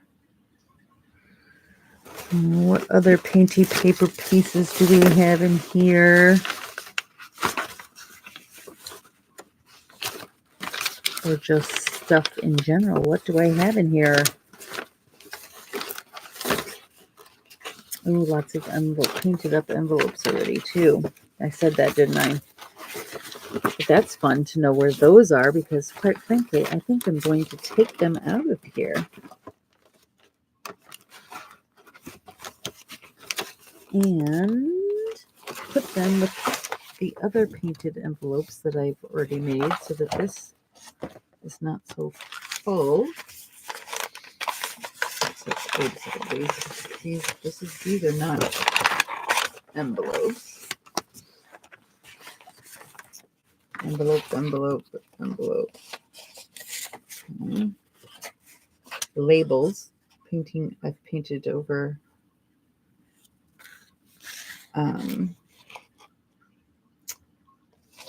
the Easy Peel labels by Avery. I forget which one is it. Oh, the 8460, the Avery 8460. So like your mail address labels and return address labels, I just scraped paint over that.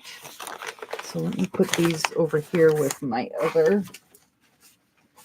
envelopes that have been painted up. So I have a supply.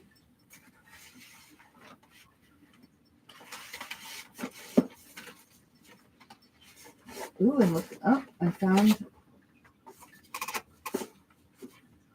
some more painted paper that does not need to be up there. This I have a use for. This one I do not. So we have more. We have more.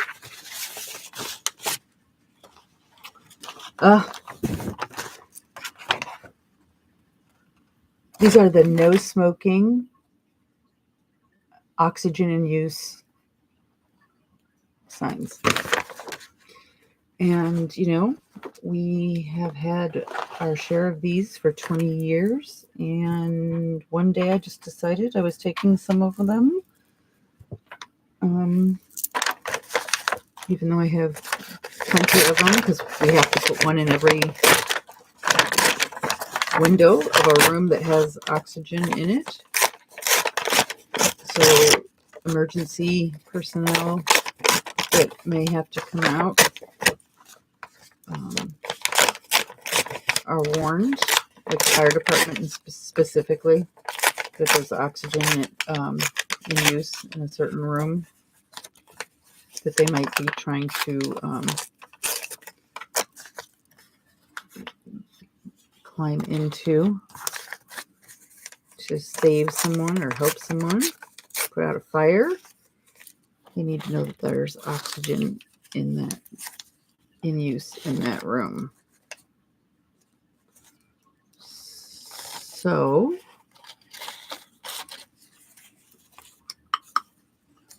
yeah, I've had to look at these for years. And quite frankly, a little tired of it one day and decided to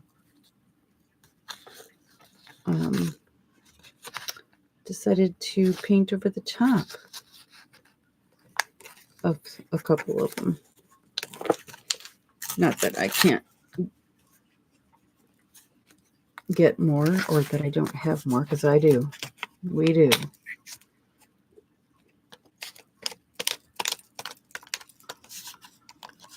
It just felt good. it felt good to make something pretty out of a pain in the ass piece of paper.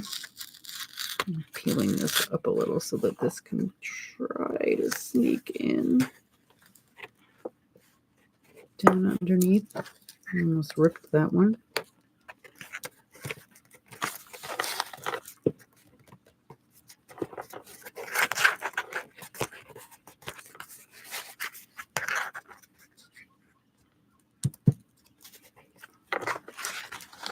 Let's put that off up here.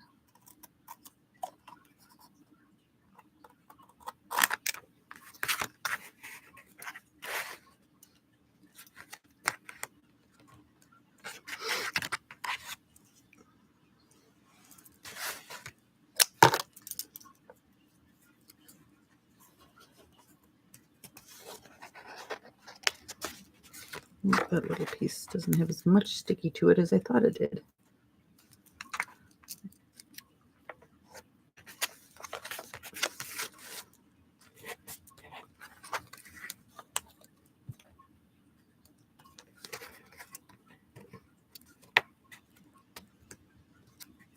Okay, Pam.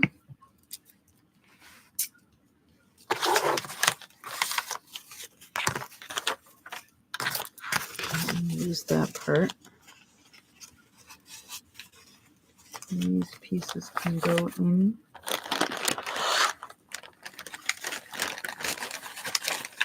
I think I want.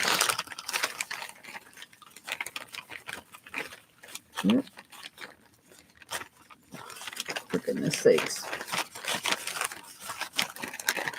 I think I want.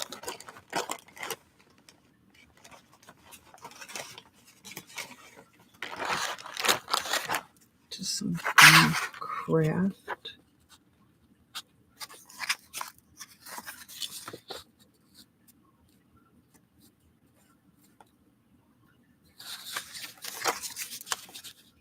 And that takes up more.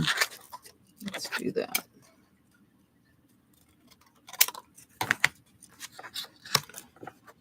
It covers up more space there, so let's do that. Takes the corner.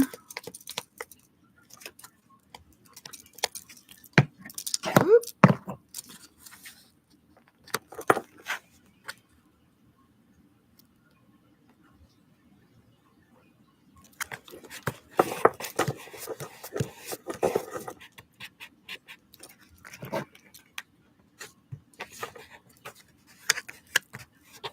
Ooh, no, stay in place.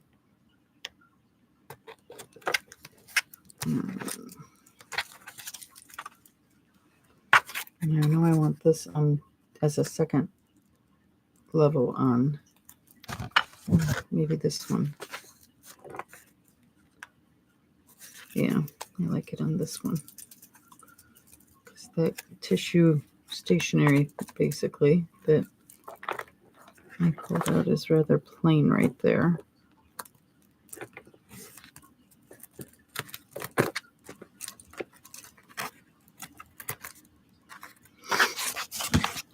I have more in here. Not to mention, I don't think we've gotten all of the Amazon boxes recycled so far from things that we've ordered for Christmas.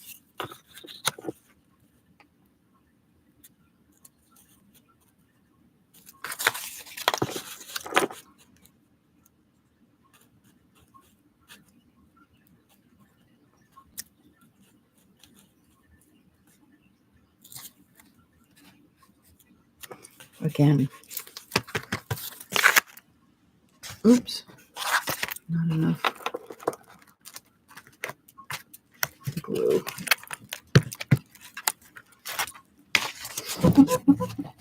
Okay.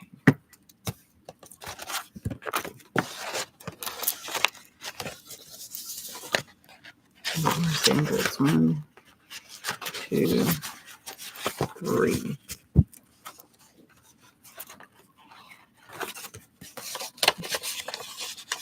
With the envelope until I get all 3 of these done, and then I can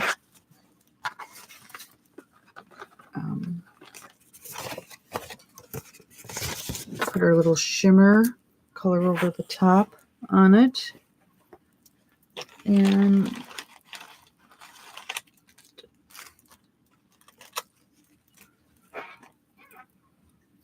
I'll let them all dry.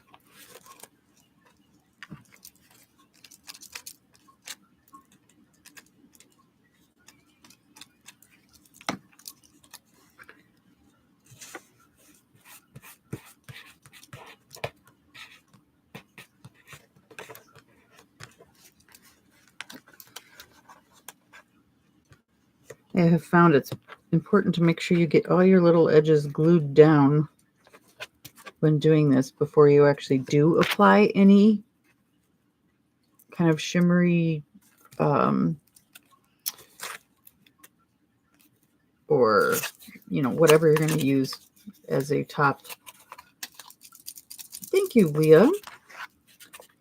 You should check out Ann Lars' couple of videos on that she's done making these Christmas cards. As well as okay, yep, my mind just completely went blank just now.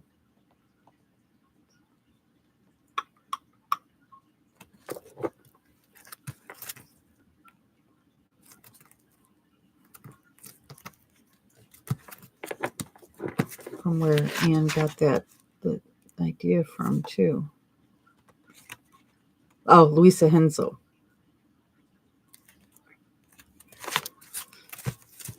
I went to school with somebody with the last name Hensel, I think. Maybe middle school. All right, let's do one more of these. And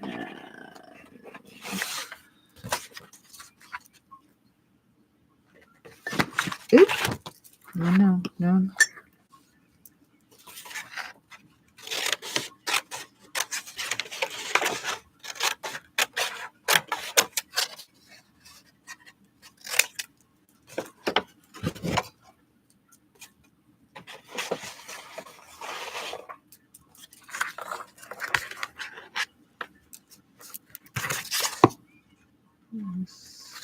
Nip them off on the edge. Ugh.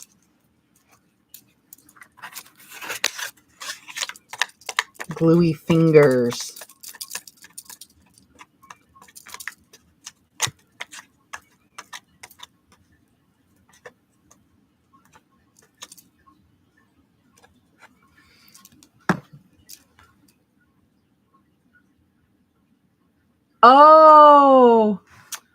Oh, did you say that up above and I missed it?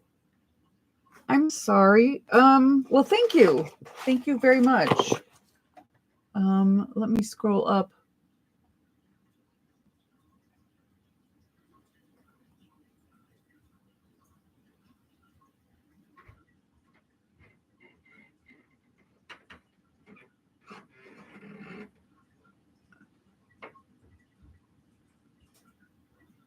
Oh, or maybe you mean a comment on one of the videos? Well, thank you. Either way, I'm glad that you liked them and enjoyed them. I had a lot of fun doing them.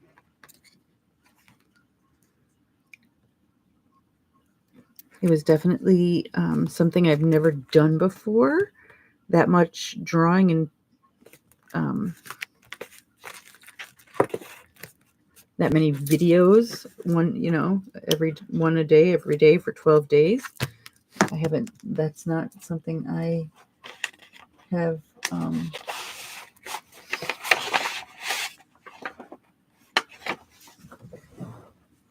done before.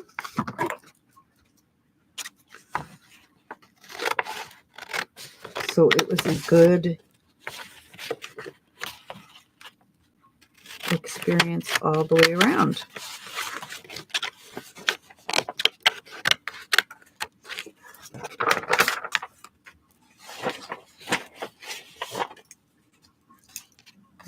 Of course, I did not cut this one straight. There we go.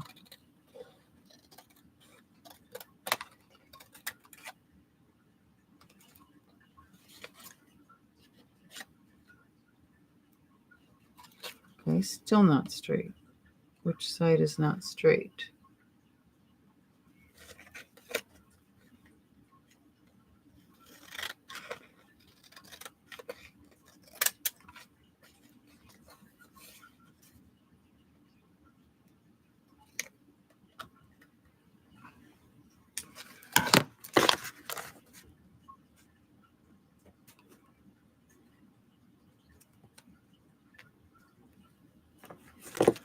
Put the end, make this just a little shorter.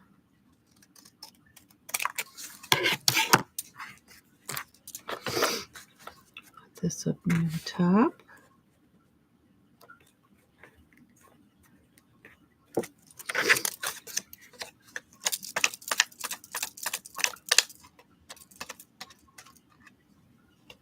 Thank you, Leah.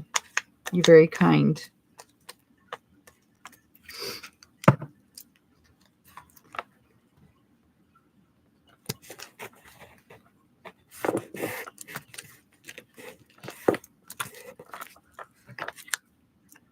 I'm surprised anybody's up this early on a Saturday morning. I just heard my husband upstairs now, though, so they are awake up there, or at least he is. I don't know if Oliver is or not, but he might be. So he might be shuffling his way down. What is this here? Why did they? I don't know why that.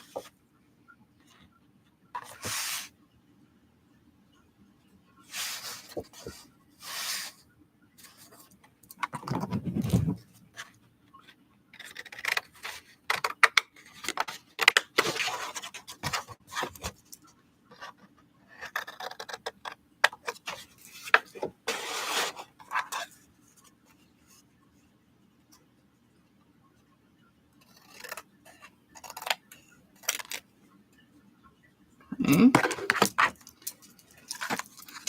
This one's going to be like super colorful, and we're going to need maybe a dry brush of white to go over it and calm it down.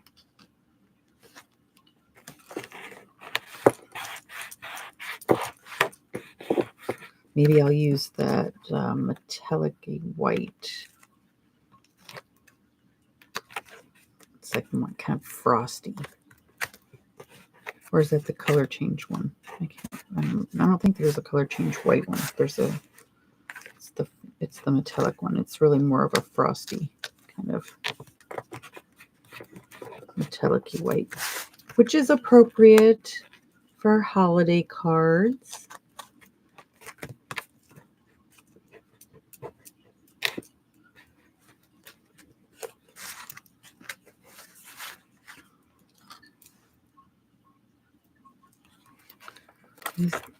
This is thick paper. It does not want to stay down on the corners.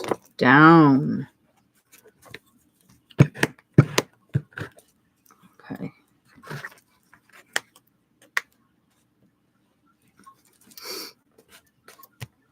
Hi, Clint. Good morning.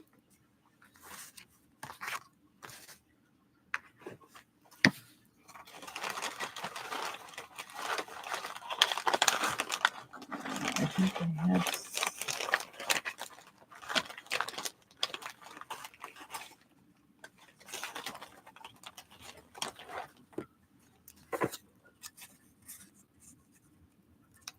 These are all straight. So let's cut these to be straight.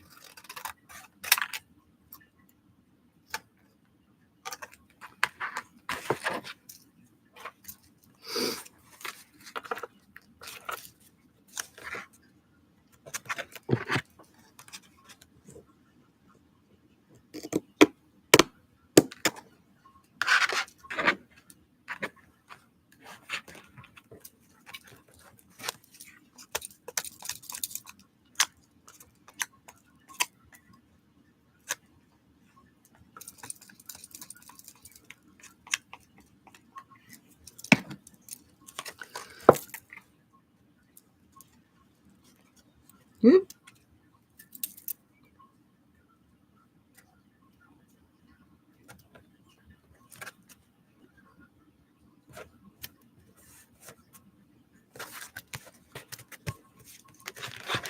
I thought I had it cut nice and even, and it's not.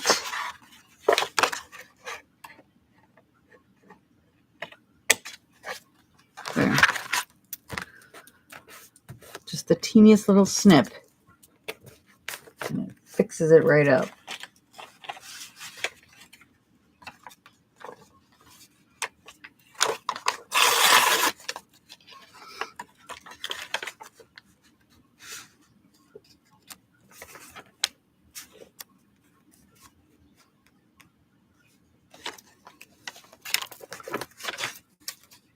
I'm going to cut it right where that line is, that red line. And this red line.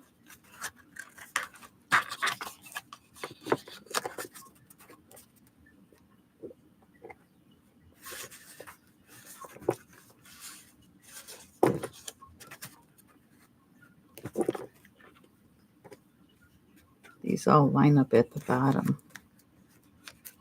Well,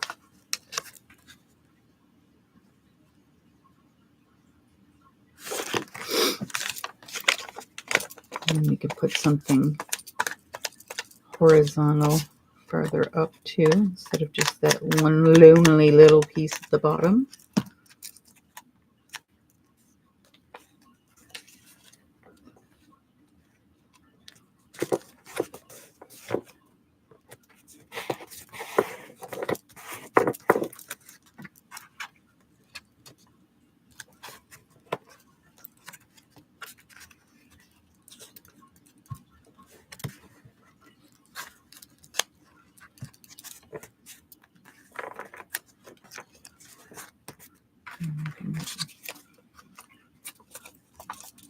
I have bookends of this particular one.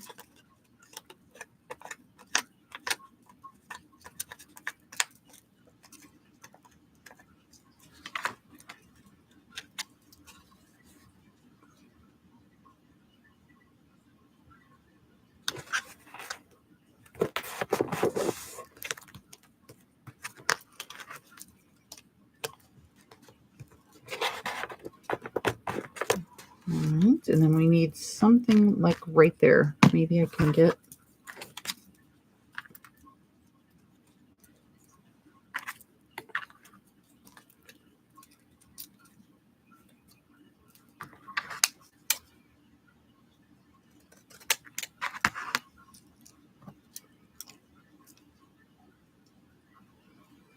use a little of this blue also from there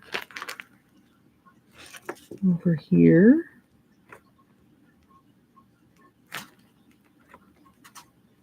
Because why not?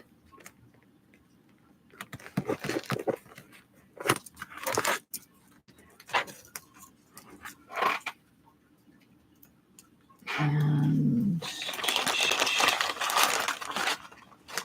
I don't really want sideways text.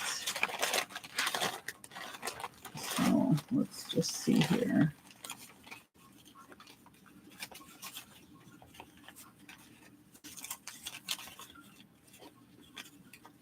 Hello, Aunt Beck. Good morning. Good morning.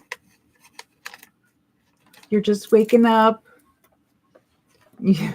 This is sleeping in for you. Well, I'm glad too that you got to sleep in.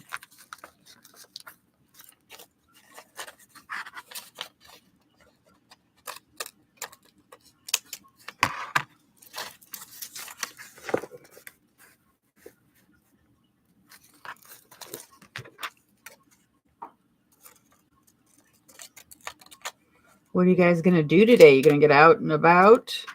Or is it too cold out?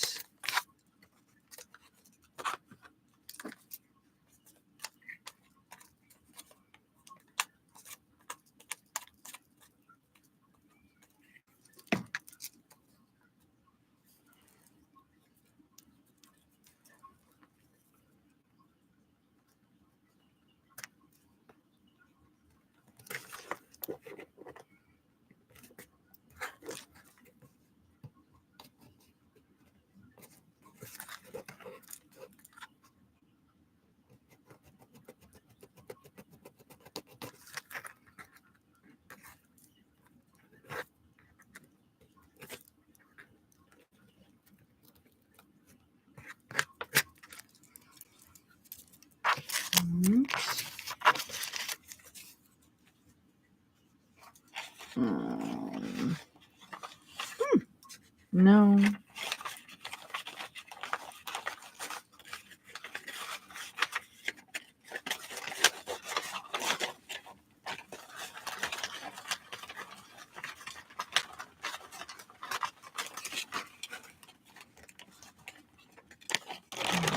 Try to find a piece of that. Huh.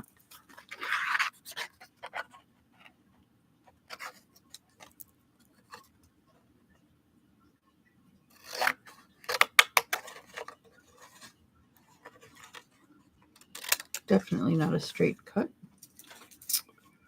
Definitely going to have to be adjusted.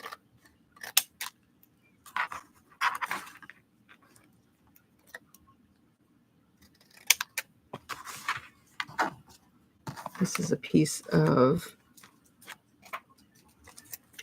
a calendar. Oh, and I had buttons on the bottom on the other side. That's why that was in there. That's okay.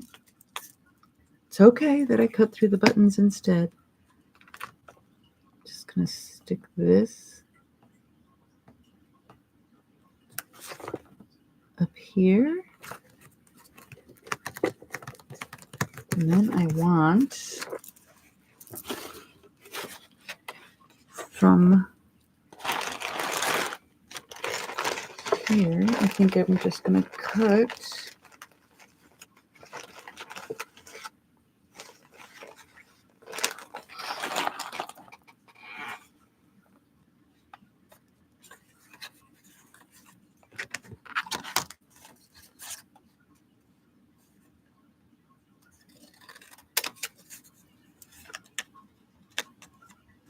a little bit of this. It looks like measuring.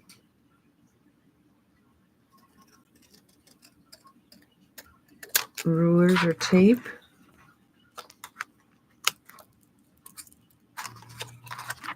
Cardstock pieces I have. This one back in there.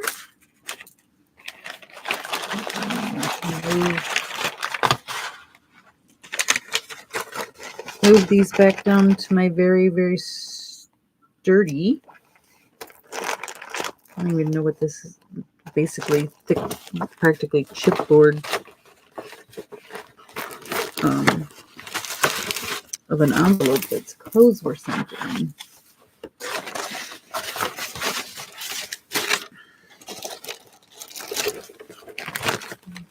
All of these spare piece parts away.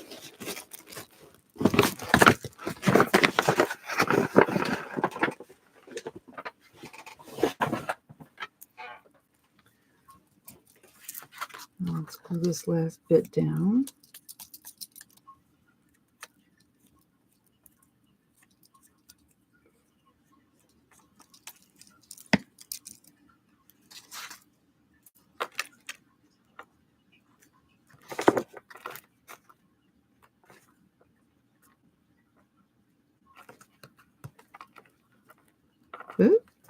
There we go.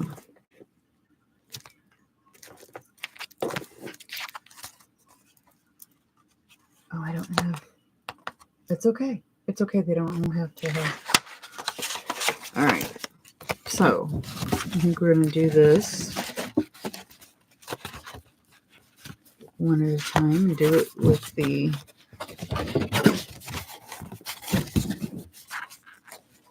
envelopes out of the way.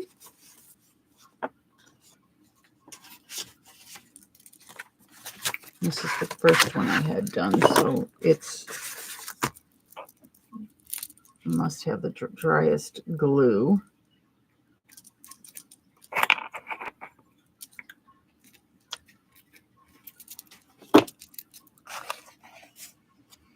And then we did this one, and then we did that one.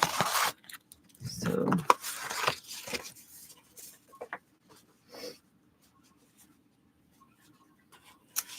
there's the envelopes. All right.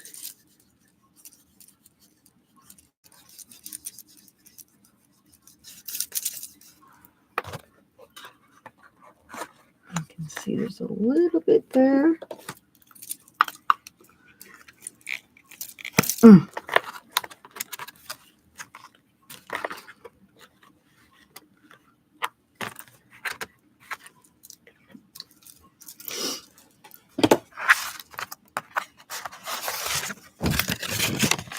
I think what I'm going to do with this one's less colorful, so I will pull out the silvery, shimmery white for the other ones. Oops. There it is. Because I think these have a lot of color already going on, which is fun. This one is less colorful. Lots of greens, dark colors, so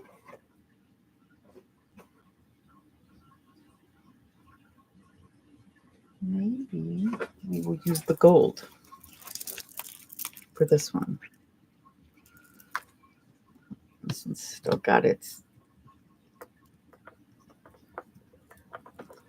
inside piece here. Okay.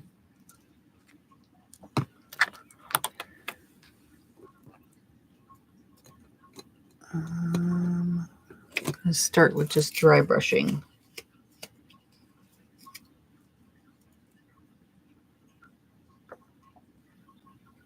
Oh, how are the outdoor kitties? How are they doing? Are they staying nice and warm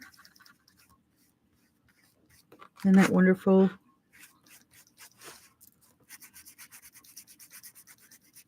bed area you made for them?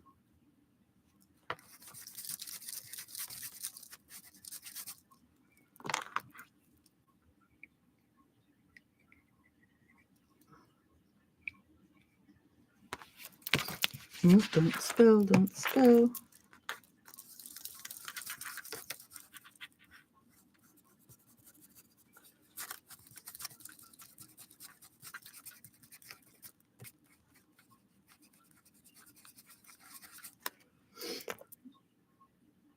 They can get in and they can get in under the neighbor's house.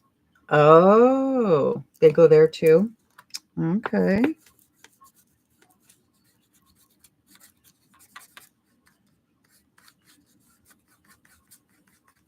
So they've got options.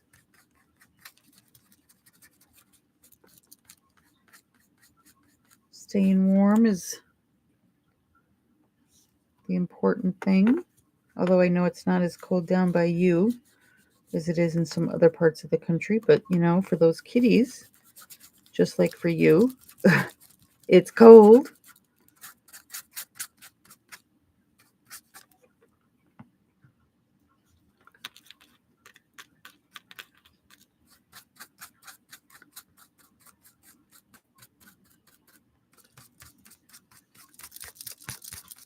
Okay.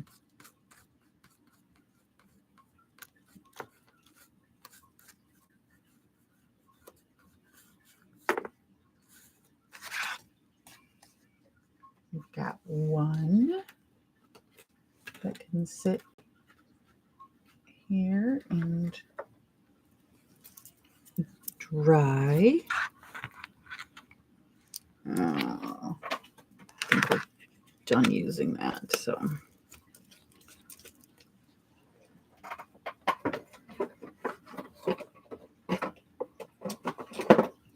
And I'm not even going to bother to wipe off this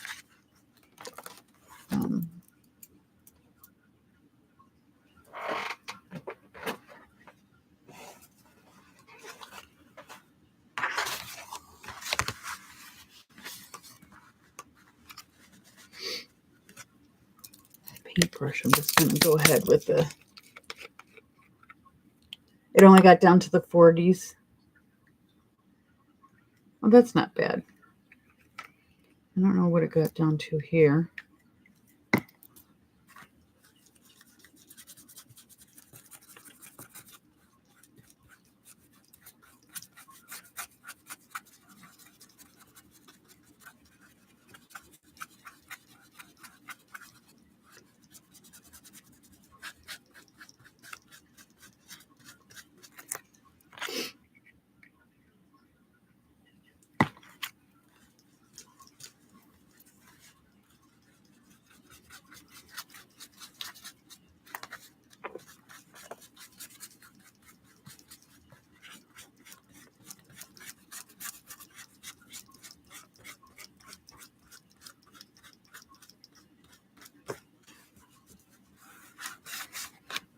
And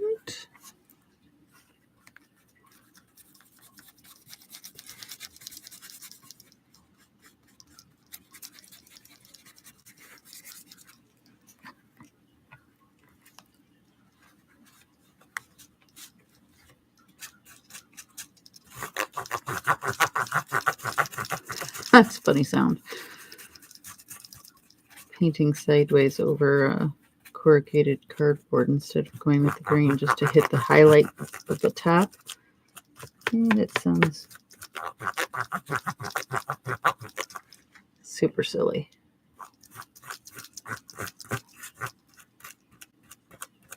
Good to have something to laugh at.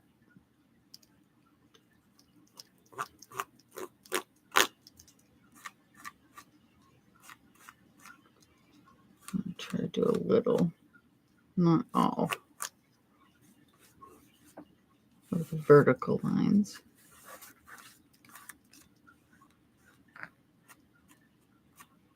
Okay. And that one can take its place to dry. And the last one. But at least this way I feel like, okay, I've got a dozen cards.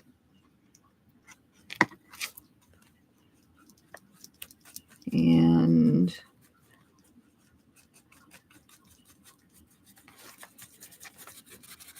I can do the best I can to send them to people.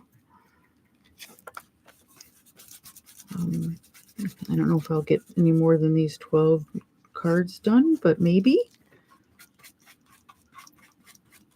But for right now, I will worry about these 12.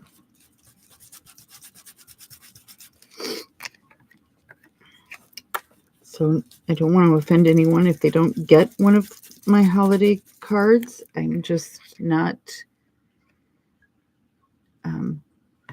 going to be capable of making on time and getting them out for as many people as I would love to, and as many people as I used to. I remember making 80 cards, 100% by hand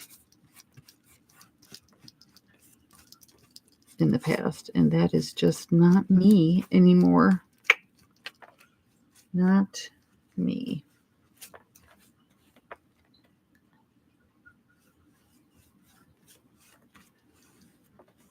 I know we have plans today. My husband needs to go pick something up at an electronics store.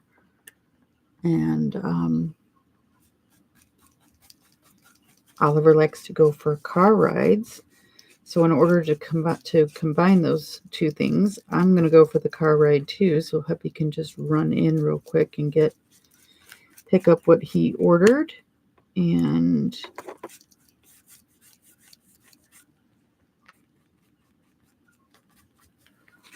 I can stay with Oliver and he doesn't have to go in anywhere.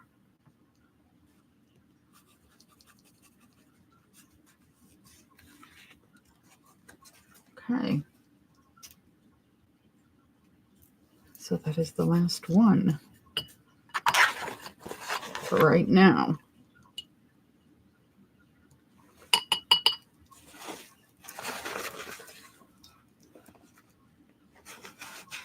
Okay. Paint back.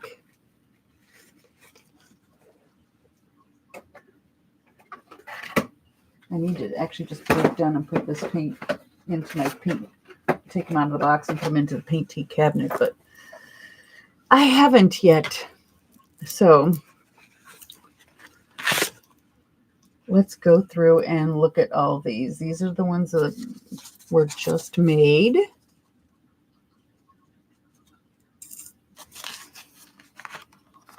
And have to dry before I can add a sentiment or anything to them. Plus, I think my Merry Christmas type stamps, holiday type stamps, are upstairs.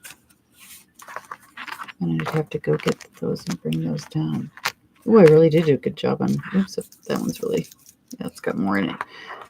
Dry brushing those, so there's not much that's wet on those. Let's leave these over here. That's what these are for.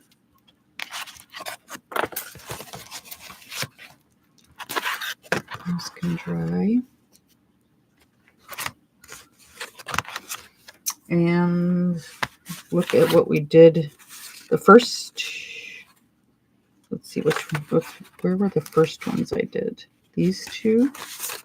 These two were the first two I did. And there's a little bit of glitter over the top of that one. And then stenciled stars. And that's a smaller size. Yeah, 3x5. And this one I did with gold all over the top. And then this is your bigger size 5x7 card. And that's what the rest, oh, no, this one is a smaller one I made yesterday, just by hand. A little over 5. And about 4 1/4.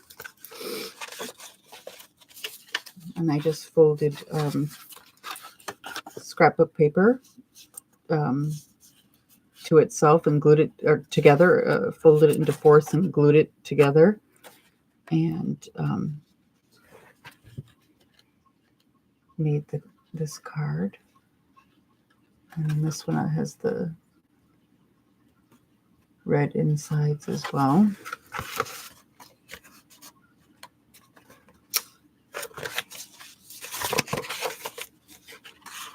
Now these other ones are bigger,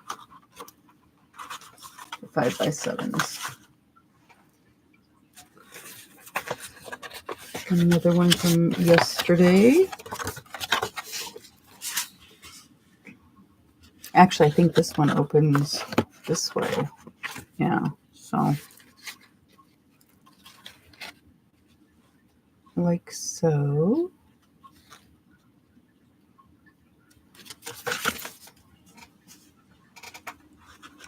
Thanks, Pam.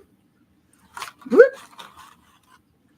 Oh, this might be the other one I did the first day too. Let me see, is this one is a horizontal card too. So I'm gonna slide that back in there.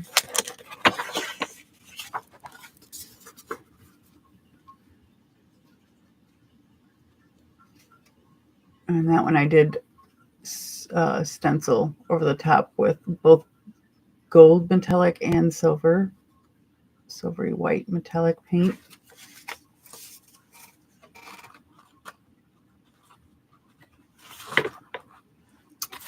And then this one's a little bit more plain.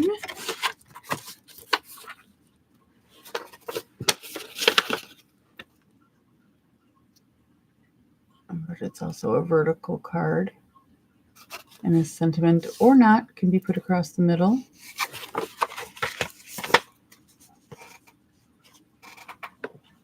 So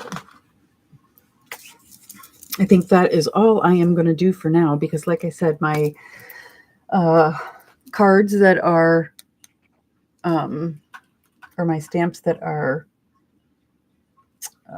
more holiday and seasonal, like winter, are all upstairs, and I don't want to dig around up there making a bunch of noise and waking up the fam.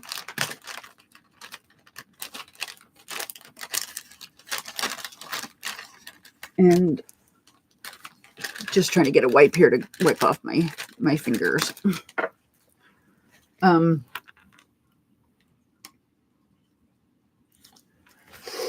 So, I hate the feeling of glue on my fingers when I'm done. Thank you, Leah. Yes, it will not be nice to get out for a car ride. Get some fresh air. Hopefully be a little bit of sunshine, maybe. I don't know. I think it's calling for freezing rain. But definitely fun to get outside. And I want to thank you guys for being here.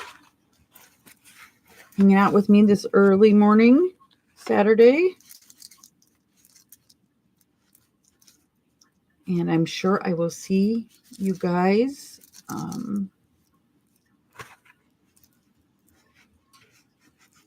oh, it's your parade day. 1 to 8 p.m. Not sure you will go though. Oh goodness, that's a long. Is it? To 1 to 8 p.m. The whole. What do you? Oh, you guys do all kinds of things, right? Not just a parade. You have a great day too. And you, Leah. Thank you guys. Feel free to give me the thumbs up. Subscribe if you haven't. And I will see you guys the next time. Ooh, snickerdoodles. Oh, just the thought of snickerdoodles and hot coffee. Bye for now. Love to all. See you again soon.